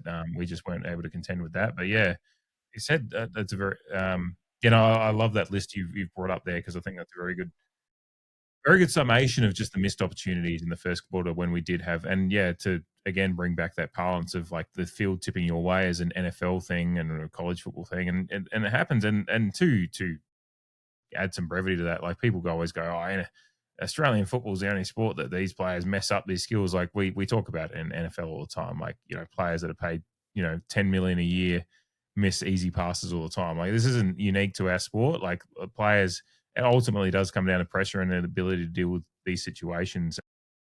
But yeah, we had 54 inside 50s to their 42 for the game, regardless of how it went. And like a lot of those, that kind of domination comes from that first quarter. We actually more or less matched up with inside 50s from the first quarter onwards. So again, that's very much to your point that you need to step on the throat when you have the opportunity, and we weren't able to do that. Before we get to, we've gone a little bit longer on. I think this is a very, very, very good game to go longer on a little bit, but we'll try to get through the rest here. But Durden still kicks his two. He does. Again, has his moment. Like we're still looking for a little bit more out of him in the moments he has the ball. I think someone replied on Twitter earlier and said, because I think, and shout out to Simon, who's always messaging with his thoughts, but he put up on Twitter about like Durden having six goals so far this season, while Kerno only has 5, which is I saw that. And someone replied and said, well, Durden only had 3 touches in the second half, and I hadn't had a chance to reply to it. I was going to say, well, there's a big kind of holistic thing about why that's happened is because we couldn't fucking get the ball up to that high half to our forwards. Yeah. And that kind of role that Durden's playing is very much dependent on your control of a little bit of control of the midfield and your ability to get good ball to them. So, but he gets his 2 goals. That second one he kicks where he's looking for the handoff, but suddenly realizes he's got the fucking lane in front of him. Yeah. It was right in front, like my right and I like. And when he scores it, I just facepalmed and started laughing because I was like, "That's the obvious fucking thing." Like it was so funny that he like. That's what Butters needs to do. Yeah. It was very, very funny though. From my vantage point, you could just see the lane and it opened up in front of him before he saw it himself. And you had there was a little gaggle of fans around with me that was just like, "Just kick it!" And then like he finally realizes and runs into it. But he kicks his couple of goals. He does it. Obviously, you've brought it up, the getting caught holding the ball, but he is finding his opportunity. He's putting himself around. He's a good pressure player, enjoying what he's doing. DBJ kicks a nice one. Still probably would like a little bit more out of him, but it's hard to roll. Probably the one that had the quietest game after a promising start maybe is like Joe Berry, but and again like Joe Richards. Yeah, Joe Richards had a couple of nice kicks at moments when he got involved, but again didn't get involved enough. So yeah, there's some. We need goals, Joe. Yeah, and I love Joe Richards, and I love his application to the game. I'll never question his effort. But I think this is, and again, I think this is one of those games where, because of the fact the midfield was just couldn't get the control around the stoppage, and the kind of between the arcs game was not going our way. Those guys found it a little bit tougher work, but yeah, it would be nice to see them being able to find their way into the game a little bit more. But it's overall like a little bit of, we've got some small bodies out there, and so we need to figure out a way to manage that. And in a game like this, if you're going to lose stoppage to the team that's just bigger, it's going to be tough work.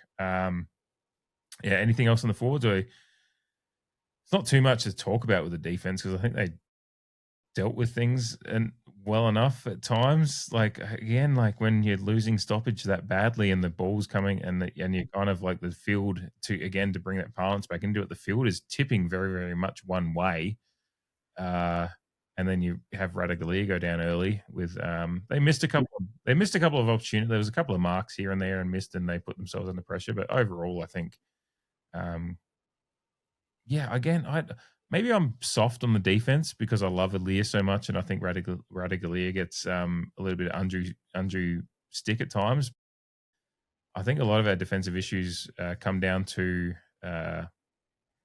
not being able to apply the pressure upfield enough. And again, we only allowed in 42 inside 50s, and when you've got Waterman fucking slotting some from 50 out, it's low percentage on X score where he's kicking some of these from. But they are in his wheelhouse.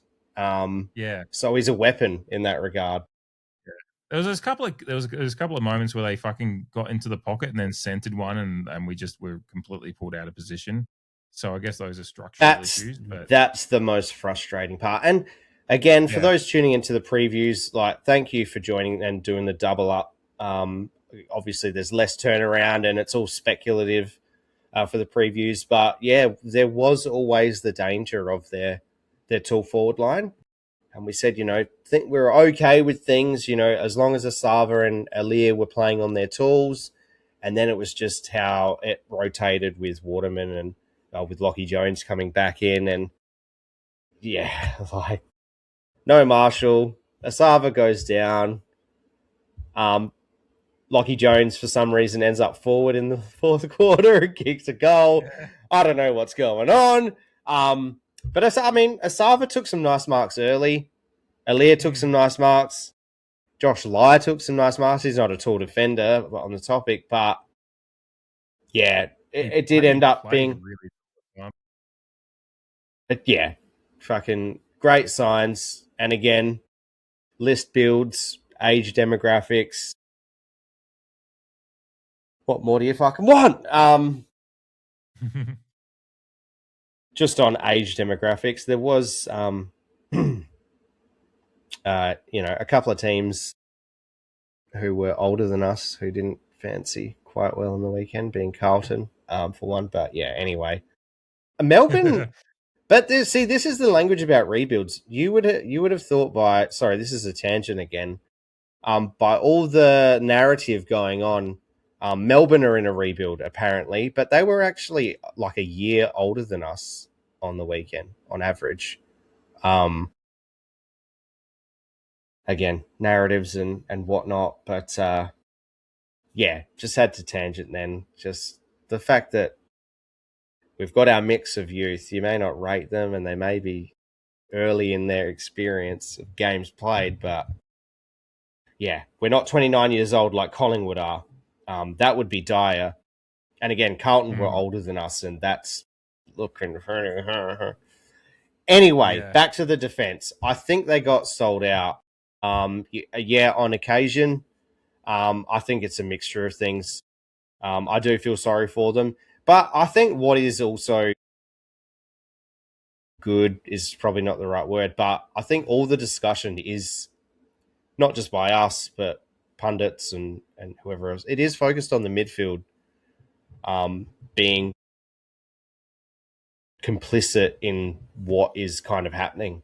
But it's also one of the biggest quandaries. I think I saw an article or something today, like, on paper over the last couple of years, like Port Adelaide's midfield has been the envy of the competition as such. It's probably embellishing a little bit, but like you really got to question where it's at the moment, because it just hasn't produced. Like I went into last season going, our midfield alone will get us an elimination final.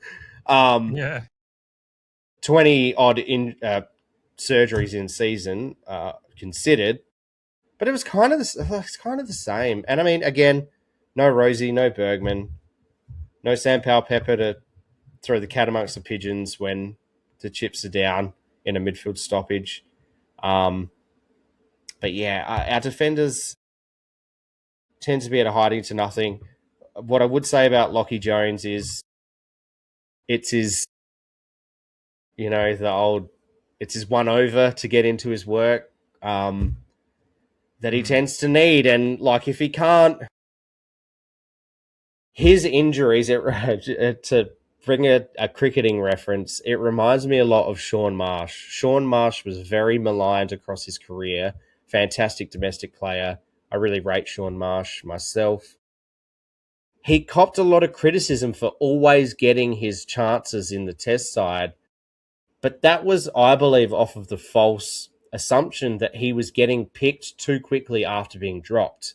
When in actual fact, he was getting injured a lot and then coming back into the test team because he was in the test team before he was getting injured. Obviously, his shortcomings are well noted. It was either a single-digit score or a decent score for Shaun Marsh. Scored one of the best tons against the pink ball at Adelaide Oval that I've seen. I think it was in an Ashes series. But Lockie Jones, if he can't get his soft tissues in order, he's going to continually need these run-up games. He needs the loosener over that we've kind of discussed over the last 12 to 18 months, where he needs that run of games to really get into his work. Because then once he's in his work, we've then discussed that he's had that level up breakout game. And again, he was by percentages one of the best defensive one-on-one players in the comp last year. Mm-hmm. But it was a game that netted him from 78% time on ground, 8 disposals, going at 100, 237 meters gain, 2 mark. We want more. Like, and I'm not going, like, I don't want to fucking throw him out. I just would love him to get his body in order. But if he is going to miss games through injury across his career, he needs to come back stronger in his output. We can't keep giving him, like, and again, I'm saying I don't want him dropped, but we also can't keep giving him the 1 or 2 or 3 games to get into his work, especially in a transitional phase for our list when we need performance. Yeah, because we've still got a lot of hope in Lockie, but he's really in the zone now that we need him to take that step now. Like he's had a good amount of time on the list. You start being not forgiving of that runway time that's needed, because a lot of AFL players, when they get injured, when they come back in, if they're declared fit and they're 100% ready to go, they come back in and play to their standard. Like your champion players in the AFL. Like if Connor Rozee comes back in after 12 weeks out, will probably play a decent game. You know, like these guys, that's what these guys do. And Lockie Jones has the body and some of the skills to do that. And then, like, I think some of his skills get maligned, and the 2-touch stuff is somewhat of a kind of thing that just hangs on to him, but isn't entirely true all the time. But it's because of that time, and sometimes he needs to get into his work where he looks a little bit doubtful of himself. That's why he has that, because when he's actually playing at his best, he's not like that. But it's because he requires so much runway at times. And I guess that's a good kind of point to make, and we can kind of maybe finish on any other points you have. But yeah, there's been the talk of players that aren't at the AFL level by some out there, and Lockie Jones' names comes up there. I think Jace Burgoyne was mentioned. I think this was fuck me. I think that was in that Kane. Yeah. And look, we've had Eddie Corns on the podcast, and if Eddie's listening, like, g'day to you, and we love you, and we love obviously also love Kane, but and Chad, and we love a lot of what they've done for the club, but again, and that's what Kane does, is he puts his opinions out in the media, and some of them people agree, and that's why he's so polarizing, but also very, very well clickbaited, because he does put a lot of opinions out there, and a lot of them do have a lot of reasoning behind them. I think this one was a little bit harsh though, and naming players that he kind of said basically that they don't deserve to play at the AFL level, and they're not at AFL. He's like they're park footballers, and Jace Burgoyne was put into question. Almost like I want Jace Burgoyne to put on a little bit more muscle, but he's a player that's accumulating a lot of ball this year and playing some decent footy. I think Logan Evans' name was brought up, and I was just like, well, that's a player that actually he had his mistakes, but also had some really good moments in this game as well. Some great clutch contested marks late to try to generate some run for us. There's a lot of players that, yes, their ability to be part of a premiership side. Yeah, I'm here to question that, because we don't know until we get to that point. But to question if they're AFL footballers or not, I think was a little bit of hyperbolic, and to your point that you kind of made at the start, a little bit mean-spirited for some of those players. In particular, I think Jace Burgoyne's name. When you've played games as good as Jace Burgoyne has in finals, yes, you want to see some consistency, and those things are. But when you've played games as good as that you are an AFL footballer. You clearly can play AFL. Yeah, I wonder. I'd love to know Ken Hinkley's thoughts on that, because I know Ken was big on the fact that, like, anyone who's played AFL football deserves to play, and that's at the other end of the spectrum. But who are we talking about here? We're talking about Jace Burgoyne, who's 22. We're talking about Logan Evans, who's 20. We're talking about Lockie Jones is just shy of 24. All of these players still have plenty. And look, I get it. Burgoyne's played 59 games. Evans has only played 26 games. Football, fuck's sake. And look, if Jace and Logan aren't in or around the top 10 for our best and fairest after 3 rounds, like, they're probably not far off. I don't think that's too I think Logan Evans was one of our better players round 1, round 2. He had a down game in comparison, but I don't think he was worst on ground. Still had his moments. I think he still looks more confident than he did last year. I mean, Yeah, so do I. I think Kane's point would be, well, if they're both in the top 10, then that means you're a list full of list cloggers. But, and again, like, there's a certain level of amount of players that aren't quite, are just average AFL players versus great AFL players. And you've got to find that kind of medium to be a successful side. But, I'm sure when, Dean Brogan started as an AFL player and he was the 36ers, and it was just like, what's a basketballer doing playing? Like, I don't think anyone when Dean Brogan was recruited would have said he's going to be a premiership ruckman. When Josh Marnie was brought in, was he going to be part of the premiership side? No. Adam Kingsley was almost fucking booted from the side in 2003 and then was brought back in and got himself fit. Like, there's a lot of players that in previous years to Port Adelaide's 2004 premiership, Kane Corns was one who I think has admitted himself he was like, kind of calling, going to Mark Williams' office and begging for games. Not that he didn't deserve them in the end, obviously.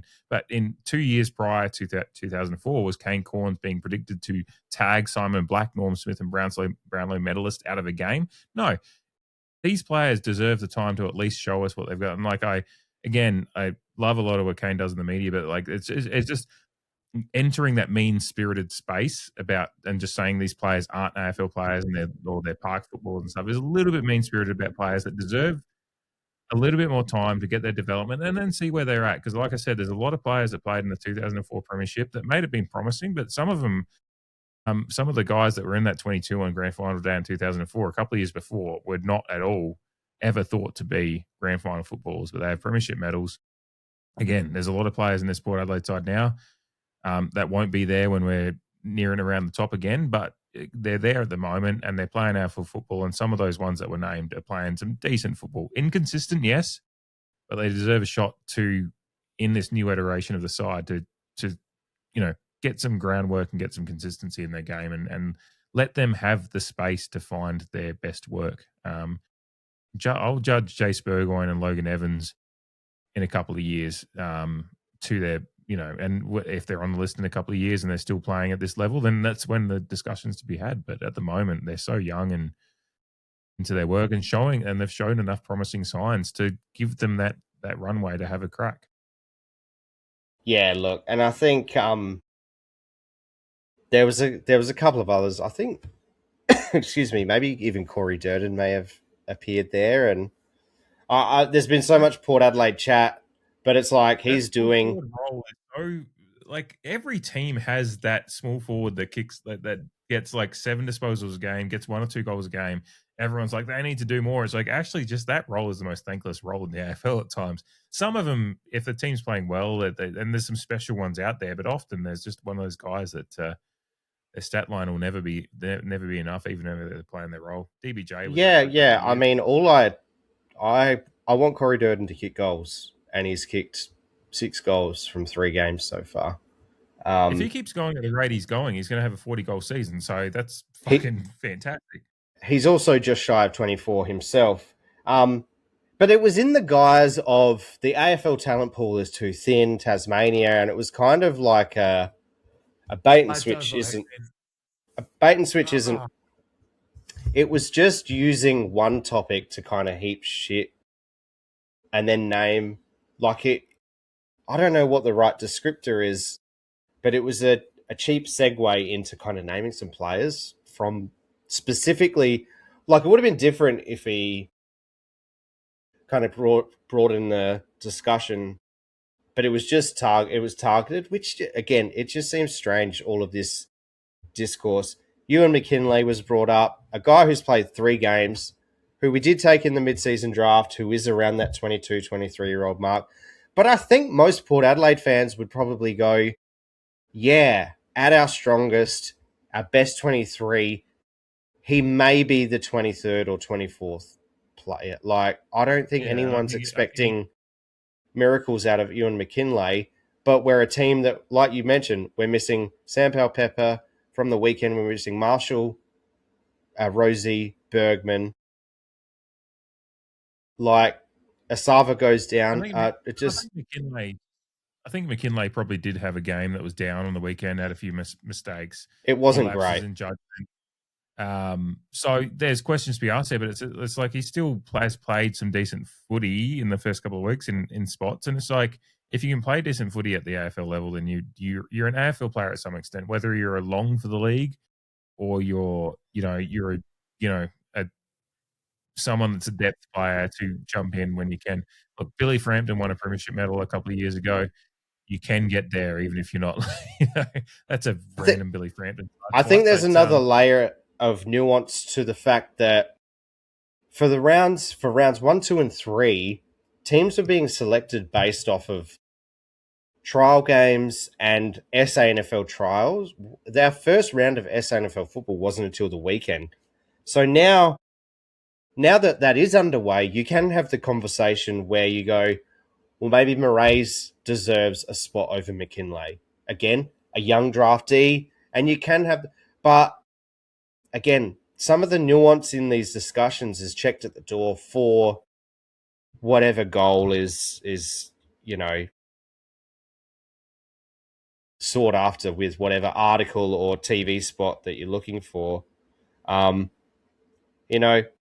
Lorenz had, what was it, 35, Moraes 36 disposals, Rome Burgoyne 36 disposals, Ollie Wines 37. Rome Burgoyne's not an AFL listed player, but that's just an interesting note. So, yeah, like I said, and I mean, the Magpies lost in fucking really disappointing fashion, but in terms of who we're playing on the park, we can actually have a more robust discussion about it because McKinlay's preseason was good. And like the Brody selection, his preseason was good. We didn't have this proper second level football to go off anything. So again, with some of our outs of our best 23, of course some of these players are going to play. By and large, though, I think some of those young players are worth investing in. And I think the call to say that they're not up to AFL standard is either highly premature or just ridiculous. Mm-hmm. Yeah, again, I think there's certain names that came up in that discussion that were bewildering to me. Yes, that you can have the discussions about their long-term longevity in the AFL, but they're there, and even as you said, to extrapolate to the point of this discussion about not being strong in the league, not having the talent pool for a 19th team. These discussions are had in every league around the world. I see it every time NBA, NHL expansion comes up, baseball. It ultimately comes down to list management and coaching in all of those leagues. I've seen some fucking horrific teams in all of the leagues I follow around the world, and then 2 years later they've made a few moves and gotten some veterans in or done some trades. I'm watching my Anaheim Ducks now a little bit at the they call them the cardiac quacks at times because they can be quite they're not the perfect team by any stretch of the imagination, but they've gotten some veterans in and their youth is playing better and you can turn things around. They were a fucking terrible team just 2 years ago and there's some players that were playing, but I watched them today and they made some really, really fucking horrific mistakes with some pretty good players. That I like similar to the kind of Ewan McKinley mistakes that were made in the game. And like I just look and go, like, there's all sports around the world contend with the same discussions. And so the AFL sometimes likes to think of itself as unique, and as a sport, it's unique to Australia. But as far as its issues go, it's very, very normal to and this sport can contend with the 19th team, and the talent pools will look horrible no matter what. Because it will all depend on the fact is every league is designed for there to be a top team and a bottom team. And so the bottom team is always going to look pretty bad. And the top team is going to look pretty good. And everyone in between is going to be fighting for every position in between. But we're looking like last year's bottom team, West Coast, won one game last year. Everyone was like, when are they going to ever be good again? They've won 2 already this year. Things can turn around pretty quick. And the team that you think makes the talent pool look bad can be looking pretty good 3 weeks into the next season. So, all these discussions are such in the moment clickbaity stuff, and it's all fun and games to read about it. But the macro of it all is that the league is going to be just fine. The talent pool is as good as ever, and everything's going to be just fine. And these players that are playing for Port Adelaide at the moment, yes, who knows if they're going to be around for much longer for some of them, but you know, they're playing AFL football and they're deserving of their spot, at least at the AFL level. Whether or not it means they're deserving of a spot in a grand final team is a completely different discussion. And just it's people. I think people confuse having a discussion about who's going to be a grand final player versus who's just actually playing AFL football. And yes, we all want to win premierships, but yeah, it's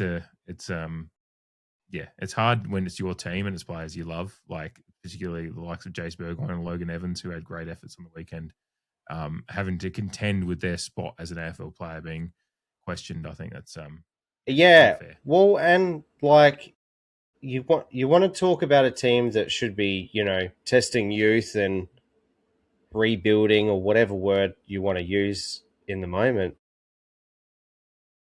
but then going after players who fit that demographic that you would persist with, it just seems odd to me.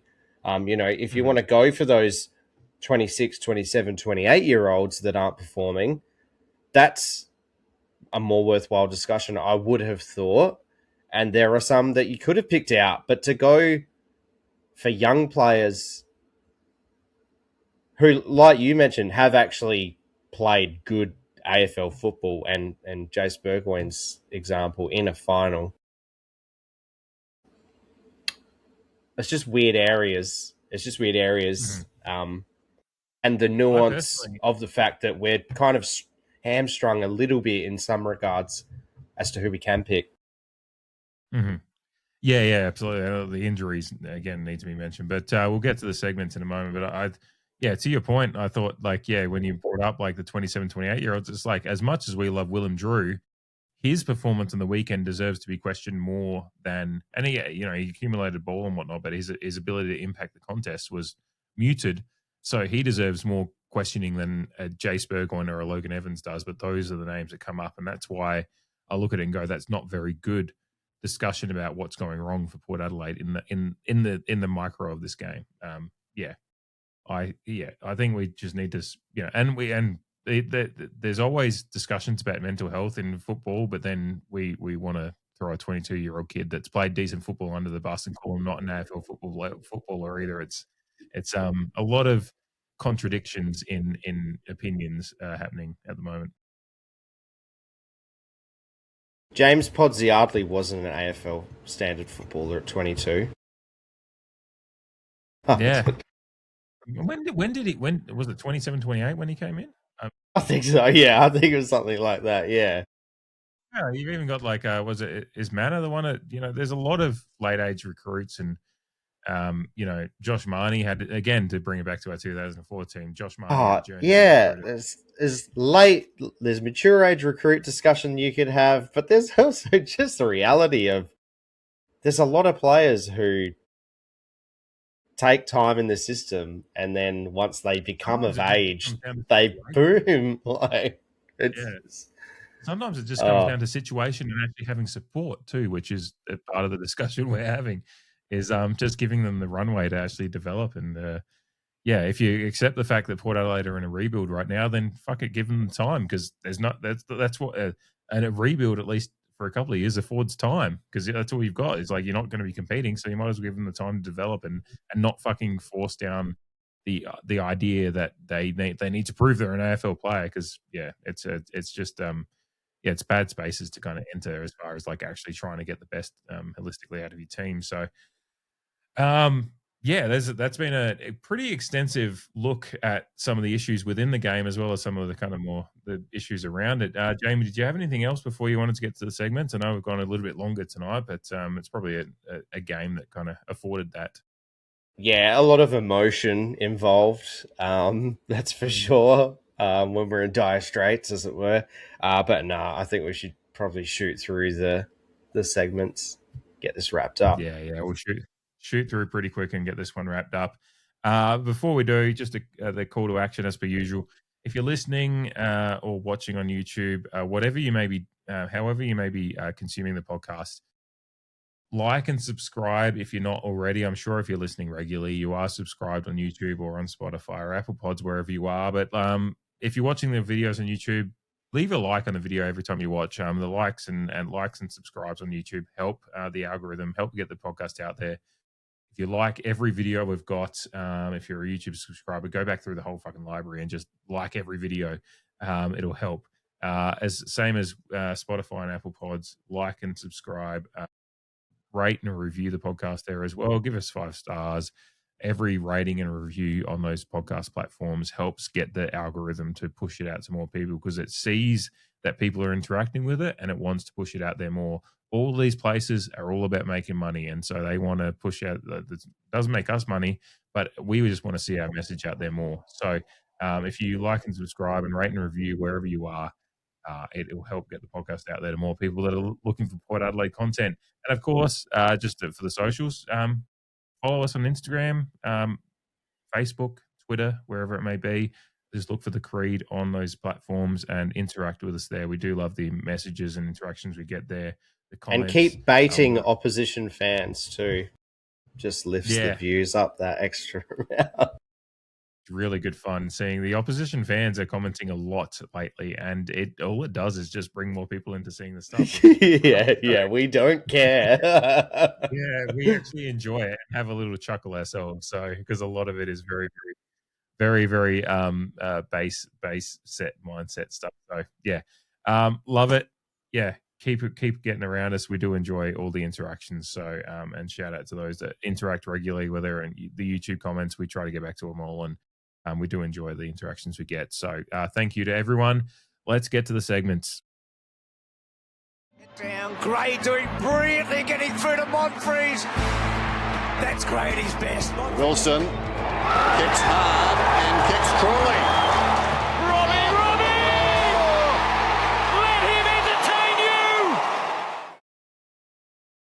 Alrighty, Wilson Gray for this week.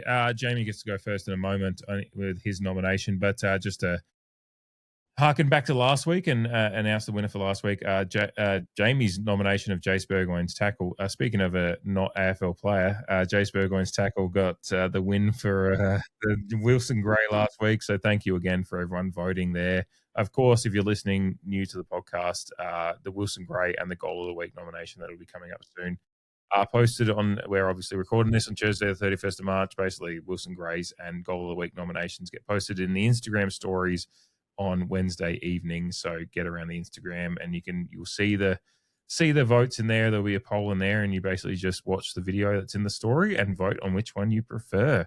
Wilson Gray, of course, being an effort, or whether it be attacking, defensive, or in between, an effort that is not, of course, a goal scoring opportunity that impresses us and gets out. I was going to say something really bad, but I was going to say just gets us tingling nicely. So Jamie, you get in my plums. I can feel it. Thank you, Dave, and thank you everyone who supports what we do and is joining our little circle. It's been fantastic this year so far, so keep it up. Like Dave said, my Wilson Gray nomination, my nomination for the moment that gave me a smirk, a bit of elation, the things that make us love footy that aren't goals. Felt it finally, in plums, would you say? Yeah, take them to market. Put them in my lunch sack. Anyway, I am nominating Jack Whitlock's mark late in the fourth quarter. It may seem fairly elementary, but not only was it a timely mark, not only was it necessary, and is it necessary for Jack Whitlock to take a mark? Yeah. He likes the taste. It's sterile. Of a packed mark. Right, we're supposed to be wrapping this up. His IQ is elite. He drives it long. He needs a run and jump, and it's Whitlock. You guys have to go for. It's exactly what I was talking about, but I don't want to sound like I'm trying to be a smarty, but you surrender, you go back and you sit behind the play. Porter got players lined up through the middle of the ground. They get to execute going inside forward 50. Jack Whitlock's marking is a key to his future. Just what he can do when the ball's in the air. You think that he's hit the peak of his rise, and then he just keeps going that little bit further. That's also what plays into it. Coming across the pack from memory seemed like in hindsight, some people may look at it and go, yeah, that's a fairly simple mark. He's come across the front of the pack and taken it, but it's everything involved with games played, experience, who he is as a person. But yeah, and just the style that he's rolling with in terms of his marking ability. Yeah, I think it's even a stronger point to your nomination that we've kind of lamented some of the marking and the lack of command that some of our more senior players have had in those moments, whereas Jack Whitlock's coming in with very few games played and commanding space with that reach. And there's articles in the paper on the weekend about his 6 meals a day that he's really trying to pack on the body and kind of respect speed run his development, because this is a guy that maybe this time last year we're like, we'll see him in a couple of years, and now we're like talking about him kicking 3 goals in a matching the output of Mitch Georgiades as far as scoring goes. So yeah, no, great nomination from you. I had a few here, but I'm going to go with one. It's probably like more in the style of some of the ones that you nominate at times, but there was a Josh Lai 1-2 running off halfback about 2.5 minutes to go in the first quarter that got the crowd kind of cheering for him after he'd had a pretty good first quarter already. 1-2 kind of gets the handball dish off, gets the handball back, handballs forward, and it ends up in a goal-scoring opportunity. That was the one goal that Jack Whitlock missed in the first quarter. Well done by Dersma, the smother, but it doesn't stop the fact that they've got the footy still as Josh Lai takes off. Handball, give and go. In the blink of an eye, they went end to end. It's been impressive by Josh Lai. Yeah, he's already up to 8 now.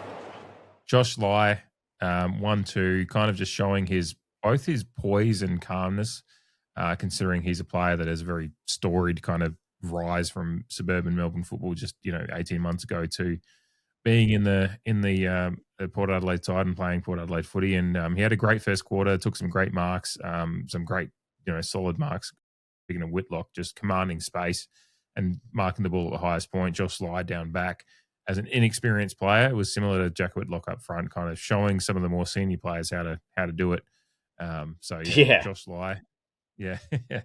Loved his game overall, but definitely just a moment that kind of, I think you and I in text messages on the weekend at the game kind of mentioned the noise of affirmation that the crowd gave him, and I think that was one of the moments I really noticed. It was when he kind of went off on that dashing 1-2 run. So had to nominate that one as my Wilson Gray for the week. So yeah, as I said, get around the Instagram stories on Wednesday evening to nominate which one you like best. Of course, you'll see the video there.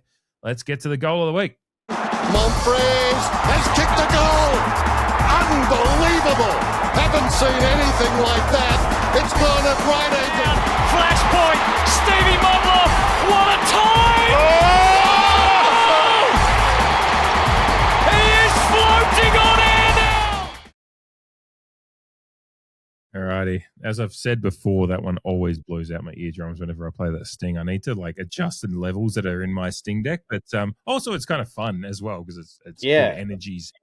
Funnily enough, I think it comes through at a normal decibel level in the post. So yeah, that's a little bit of magic I do in the post because it definitely a little bit out of kilter in the original in the raw recording. But yes, goal of the week. I get to go first on this one for last week's win out of the nominations, and thank you again to everyone that was voting last week. It was Sweet's goal early in the game, kind of just muscling out. I'm already forgetting the Essendon ruckman because that review was last week, but he muscled out the Essendon ruckman in the stoppage and kind of just booted one through, collecting the ball on the run. And Lockie Blackiston.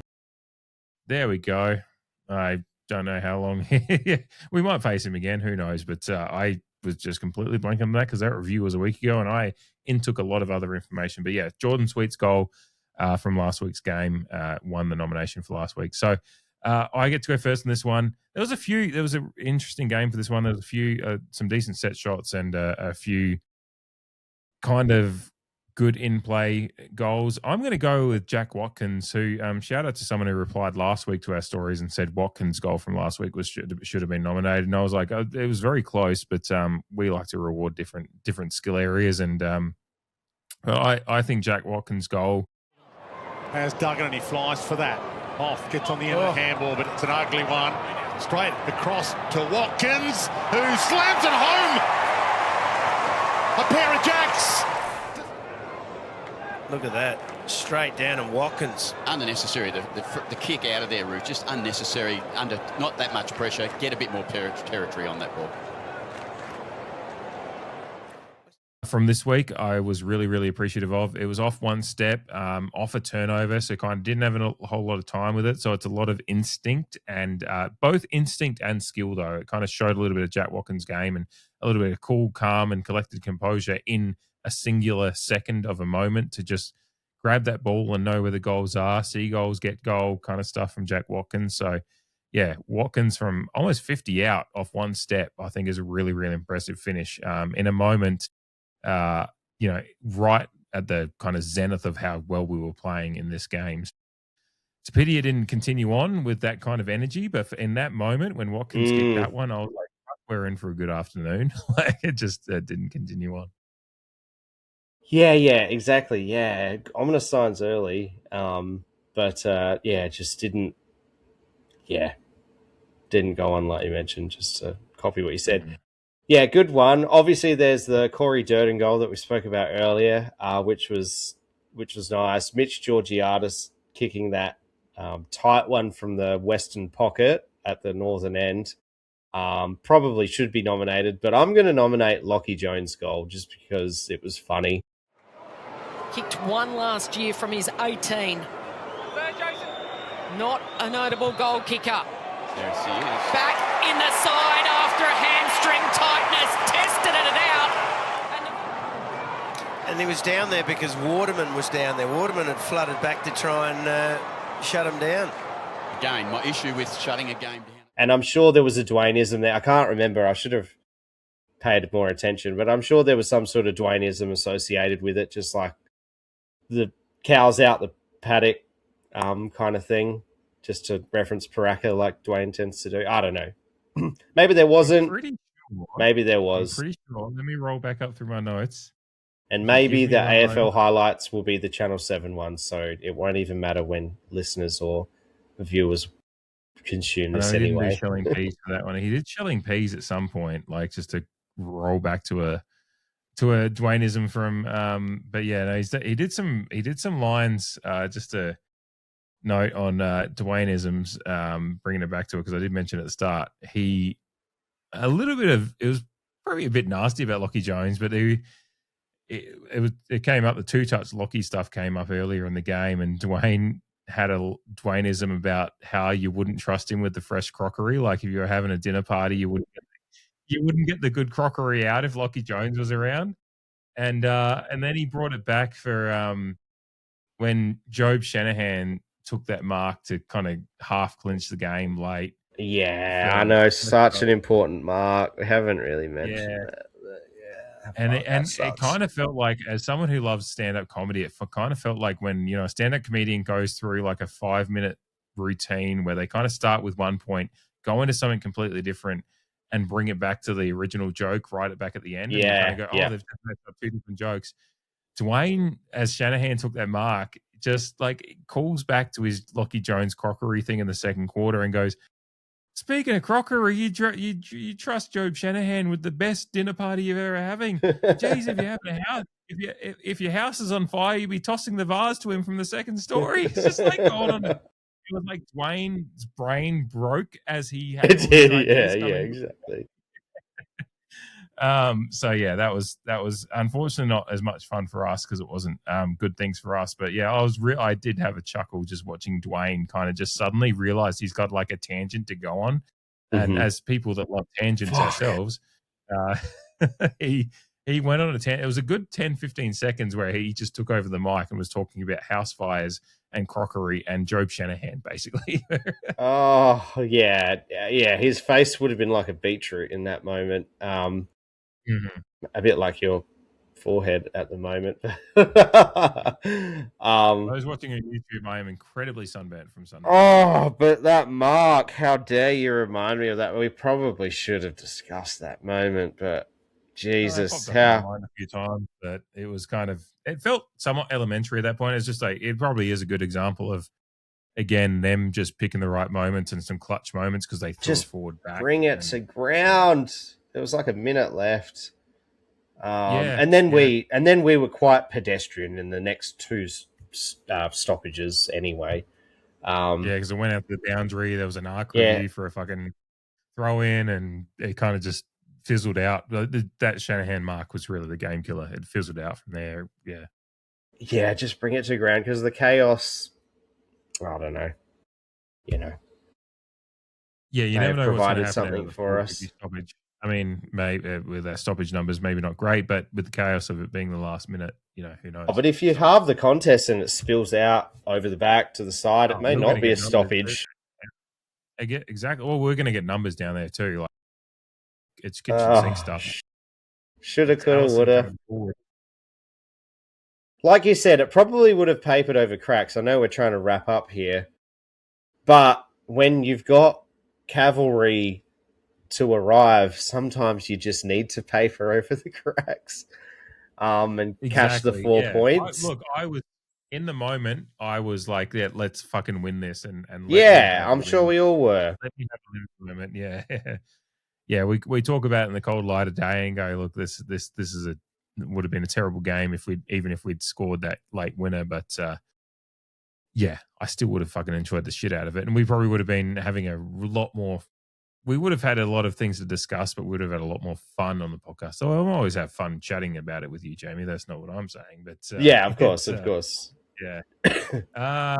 Fuck it. Let's get to the votes, eh? Now it's time for the CREEDCAST Player of the Year voting.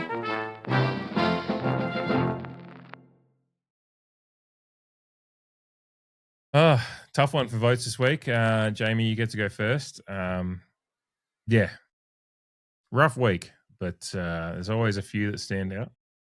Yeah, look, I am going to breeze through this because in the enjoyment of a loss, I have just left some statistics at the door. So number one vote goes to Mitch Georgiadis.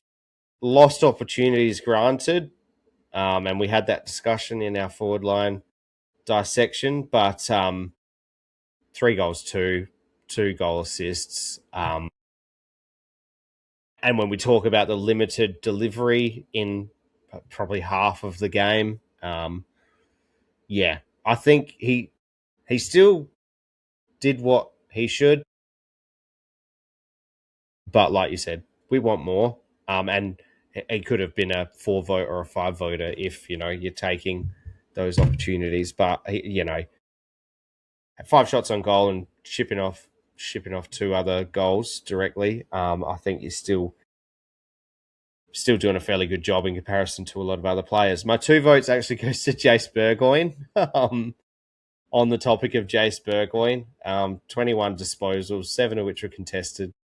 These are the things, like 6 ground ball gets, 71% disposal efficiency, 335 metres gain, 5 marks. Jace Burgoyne had 2 goal assists in his 6 score involvements. So again, 20 pressure acts. Probably he's always up there in the pressure acts. When he's having a good game. 8 tackles to further your love for Jace Burgoyne's tackling. 1 contested defensive 1-on-1 that wasn't lost. So he's had a few clangers, but criticizing Jace Burgoyne is, again, weird. It was my 4th best on ground. 3 votes goes to Jack Whitlock. Just a sensational game by a young man who's still got plenty more to offer as the games and the years go by. His 3 goals were very, very important, particularly his last goal. Would have liked him to end up on 4. He deserved 4. He should have kicked 4, but every forward in the competition should have kicked 1 more most of the time. Yeah. Kane Farrell, I've given my 2nd best on ground. 25 disposals, 21 of them were kicks at 88%. A couple of good barrels. Barrels probably could have got a shout out for a Wilson Gray. maybe even an honourable mention, so I'll do it now.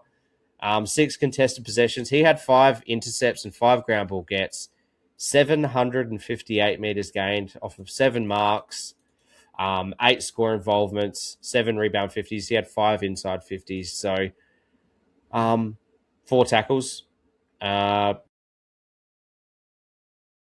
the discussion, like when Josh Carr mentioned the players underneath the leadership group, my mind just had me scrambling, like, who is he talking about specifically? Because we won't know. Because I'm thinking, Kane Farrell, Aaliyah, Willem. Well, I mean, no, again, Willem Drew's in the leadership group, and he said the level below that. So, yeah, who are we talking about here? And because, I look at Kane Farrell, and I'm like, well, he would fit into that category. His output would suggest he had a good game. So, yeah. We don't know what players are being told, what their objectives are from the coaches, and all of that. We're just nuffies who watch 2 hours of football and then make sweeping assumptions and opinions off the back of that. My obvious 5 votes goes to Zach Butters. I'm sure you got your stats written down, but highest champion data rated player on the field overall, 20.3. Yeah. Next best was Tim Kelly at 14.8. 11 secret herbs and spices, etc. when it comes to champion data rating points. But had the 30 disposals, 14 of which were contested, 9 ground ball gets. He went at 83.3%, 540 metres gain. The list goes on. 11 score involvements, 6 clearances, 7 inside 50s. So, yeah, a bit of a one-man band in the middle, unfortunately. But, yeah, that's why he's the captain in the absence of Connor Rosie. Just needs more mates. He was kind of the... Yeah, he was kind of the one that kind of matched it with the effort from consistently across the game from West Coast, and unfortunately, he just didn't have someone to go with him as far as the kind of inside game and when the contest and the kind of the heat of the kitchen, so to speak. So, yeah, no, he's out and out the best on ground, and absolutely mine as well. We've actually got the same players involved in very, very similar order, as close to a Yahtzee, but not quite. I have Mitch at number 1 as well. I have Whitlock at number 2, and this is where our one difference goes. I put Burgoyne at 3. So, again, kind of goes to show drop him. It's interesting. Yeah, not AFL standard. We're being a little facetious, but it does go to show that, I love what Jace Burgoyne does, and I think he's the kind of player that he's already shown the effort and the intent and the ability to accumulate ball in a team that's playing poor, a little bit inconsistently and poorly, and adjusting to a new game plan. And he's playing better than he has at times in the past, 18 months. He's had some great games in the past 18 months, but particularly last year looked a little bit wayward. So he seems to be find a little bit more of the football again. So I'm really, pleased or intrigued by where Jace Burgoyne's going. And again, he's 3, 4, 5 years off of what we could consider a prime age for an AFL footballer. So development and injuries all going well. He's got plenty of time. And just in regards to the comments about his size, I'm fairly sure Peter Burgoyne was pretty slender looking for a long period of time. And then in the veteran years of his career was when he actually started to fill out, funnily enough. Still managed to contribute very well in our dominant years in the early 2000s. So, yeah. Again, more than one way to skin a cat, if that applies in a weird way to this discussion as well. Yeah, Peter's best years were, probably 03 onwards, and he debuted, so he's one of those ones that more or less got drafted or was very, very close to being around that age. So, yeah, he took 5, 6, 7 years to get to his best football, the football that was, all and to fill out as well.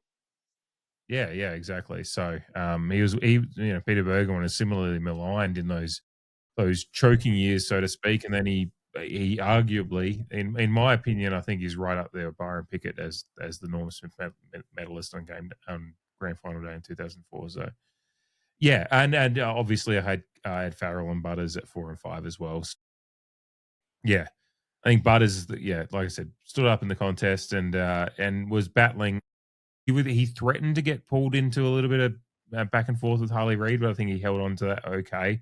He got a melee fine this week, and I'm just like, fuck's sake, like this is fucking bullshit. Like that's barely a melee.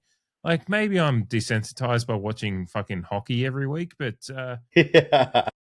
the Ducks had again like the Ducks captain, somewhat ironic, I guess, with Butters captaining, but Radko Gudas, the Anaheim Ducks captain, dropped the gloves with a fucking Toronto Maple Leaf 3 seconds into the game today. He Oh got my 5-minute fighting majors, and like no one fucking cared. Like some of the melees in AFL are fucking handbags at 10 paces. Shit, Yeah. like the fine total, You want to know what grinds my gears? it's fucking grinding my gear. Like with the amount of shit, like there's so much jumper punching bullshit in the AFL. Like you could hand out fines for melees all the time if you wanted to. Like I just don't know what separates what Butters is doing. And I think like similar, like Toby Green has a Toby Green tax for a good reason at times, but sometimes there are some Toby Green ones that you're just like, it's because he's already got the target on his back. And I think Butters has entered that area as well. Is like, and look, it's Butters' money. I don't fucking like. It's not affecting me personally. He's not getting suspended, so He's as not far as missing me as a it. fan- Yeah. But well, it might be like what's tempting his where his offers go in a few months. But yeah, I don't understand where the AFL is going with that. Like, I was just like, when I saw he got like a melee fine, I was just like, wait, what? Like, I don't remember that at the game. Like, I should remember a melee. Like, there was a few fucking moments, but it was just football, like for me. And you see that kind of shit every week, and like they randomly picked out a fine for Butters. I don't understand it. He doesn't deserve that fine, and yeah, he's our cunt. Leave Butters alone. Yeah, MRO. yeah. Like it's bullshit that we have this. Yeah, anyway, that's a tangent for another day. We're already 2 hours into this podcast, so we should speed run towards wrapping up. But yeah, good votes. Butters best on ground again. Jamie, we have Easter weekend coming up, of course. Long weekend for most, not for me, but for most, hopefully enjoying a good long break and getting some whatever family time, whatever it may be that you're doing. Enjoy it. We'll, of course, be back for our preview, a squad show this Thursday. And to briefly touch on it, we have Richmond at the MCG. We have 2 games at the MCG this year, and one of them is coming up this weekend against Richmond, 3:45 p.m. local time here in South Australia for us watching on TV, which most of us will be. But shout out to those in Victoria, the strong contingent in Victoria that will surely be going to the game. Yeah. Enjoy it and hopefully cheer our boys across the line. Absolutely, particularly in the trying times that they are as Port Adelaide fans at the moment. But that's what I do love about the Port Adelaide fans, the ones that actually do turn up every week and whatnot, is like it doesn't matter if they're trying times or not. We do turn up and cheer hard on the day. And we make noise. Yeah. Absolutely. Jamie, there's some interesting, obviously we've had the Asava Radaglia news that he's out for a while with a meniscus injury. And then obviously there's a few selection issues around that. So I guess I could just throw it at you and just say, what's your prediction before we get to the squad show, like your ins and outs for the weekend? Ollie Wines certainly comes back in. Miles Bergman certainly comes back in. The interesting thing is I do think that there's space to keep Brody, but potentially drop a Jacob Ware and a Ewan McKinlay. I noted before that Will Lorenz and Christian Moraes had 35-plus disposals against Glenelg too.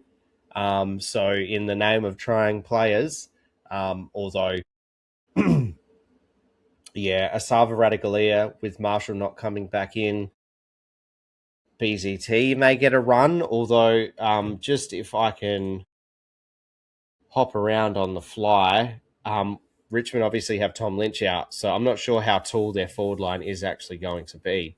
So we may be able to get away with Justin Aaliyah as a tool, and having your Lockie Jones and potentially Miles Bergman, even though I want to see him in the midfield. I want him to get cozy, and we're talking about defensive accountability and, you know, potential clearance work, I think he can really assist in that area, although Ollie Wines definitely assists in that area. But yeah, Harry Armstrong, Jasper Alga, John Tifau, Morris Rioli, Dion Prestia, Seth Campbell were all names in the forward line against Freo.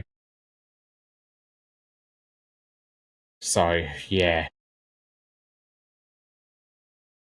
Like I said, it just depends what mix they want to go with, but we may see BZT back. So, prediction. Depends if they cheat with the idea of the fact that they did. Not that Jack Lukosius wants to go back and play, but if they go like, look, Jack, we're going to play percentages here, and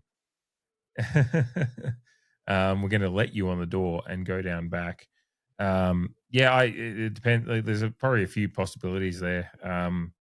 I'd imagine if you're going to have a look at BZT, this is the kind of week that presents that opportunity. Like to see, if he's not going to getting a go this week, it's probably like teasing a little bit forward that he's right out of the picture, like, which is probably a drastic drop off for BZT. But I'd expect, my prediction is he gets a shot. One of the two. Like, I don't think they want to leave Aaliyah truly out on his own with, and someone of BZT's nature at least has a fair bit of experience playing alongside Aaliyah already, and is a little bit more senior as far as the defender goes. So allows that second tool. But it is an intriguing possibility you throw up there that you say, look, if they're inexperienced down forward and don't have the height, then you could experiment, but it depends how much we want to experiment while we're trying to implement the game plan as well.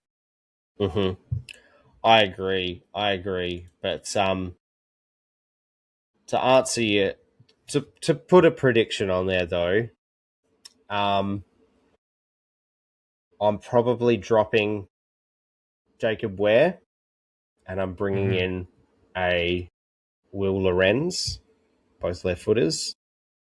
Chris Moraes in my eyes is a midfield prospect, but I think one of the coaches said that they're training him in like a half forward role, which I don't necessarily agree with. So yeah, like there is grounds to, for me, I would be going Ware and McKinlay out, Moraes, Lorenz in. If BZT is fit and they want, like you said, they want to shore up the spine, that's a Sava out and BZT in. And then it just leaves that's Wine. It still leaves Wines and Bergman to come in. So you would probably say that Brody has to go out if they're bringing in Lorenz and Moraes, which, they probably won't. It's one of those. So I'm just going to say Wines in, Brody out, even though, like I said, I could make a case to keep him in, particularly when it's clearance and stuff we need to really hammer down on, and at least like Brody, Wines, Butters, they can all lock in on clearance, and potentially even Bergman, like I mentioned, running through there too. Yeah. For me, I think it's if Wines is in, Brody goes out, because I think it's like a little bit like for like, particularly if Bergman's coming in as well, and you're hoping for improved output from Drew. I get that, because Drew the week before had 8 clearances and was really, really good. So it's like you want to see him move up again, and I'd like to see. I like your comp about Moraes, by the way, and this is a discussion for an entirely different time. But watching him in the internal trial, I really enjoyed some of his disposal and some of his kind of field vision. It's not at all making a comp to Butters, but I looked at him at moments in the internal trial and was like, that's a player that has incredible game intelligence and is definitely, if he can get the body right to play midfield proper, Christian Moraes, I think, so it's an interesting question about his development for the future. But for now, like, I'd just love to see him back in the side. So whether it's him or Lorenz or both, I do agree that the Jacob Ware and Ewan McKinley spots are very, very, very much up for grabs. While I've liked some of the stuff they've done, they've not shown enough consistently to get themselves over the hump against some talent that sits in the sandful behind them, and that can potentially come in and play the role better. So it's going to be like last year. There's going to be an intriguing squad show ahead, and who knows when that kind of like merry-go-round stops. It feels like we're just back in the trenches like last year with just squad shows that's just changes upon changes every week. So looking forward to it. It's of course, of course. That's what we live for. When you've got nothing else to hope for but just chatting about changes and potential for the future, then the squad show at least provide that. So anything else from you, Jamie, feel free to bring it up. But I appreciate everyone listening. It's been a longer episode tonight, but I think it kind of warranted it with some of the different discussion points that came out of this game. And sorry? Harkens back to some of our previous years. In length. It's very true. Yeah, we've had 3-hour episodes in the past. I've gotten better at and Jamie and I have both like keyed in on like locking in on the time, but this is one of those episodes that brought about that discussion, and there was a few tangents and kind of more kind of big things around the discussion around the club. So it worthy the response and the reviews we put on that. But appreciate everyone listening, and if you've stuck through to the 2 hours and 20 minutes at this point, thank you. We really, really appreciate the fact that you stick around and listen and enjoy the content and enjoy the chats, and we appreciate you bouncing off those ideas with us, whether it be in the comments on YouTube or Twitter or wherever. We really, really appreciate it. Thank you, as always, to Jamie, who is the one that actually has to stick around and chat with me for 2 hours and 20 minutes. So, massive appreciation to you, as always. No, my pleasure. Calm the pair. Thanks, guys. Have a good week, and we'll see you later in the week.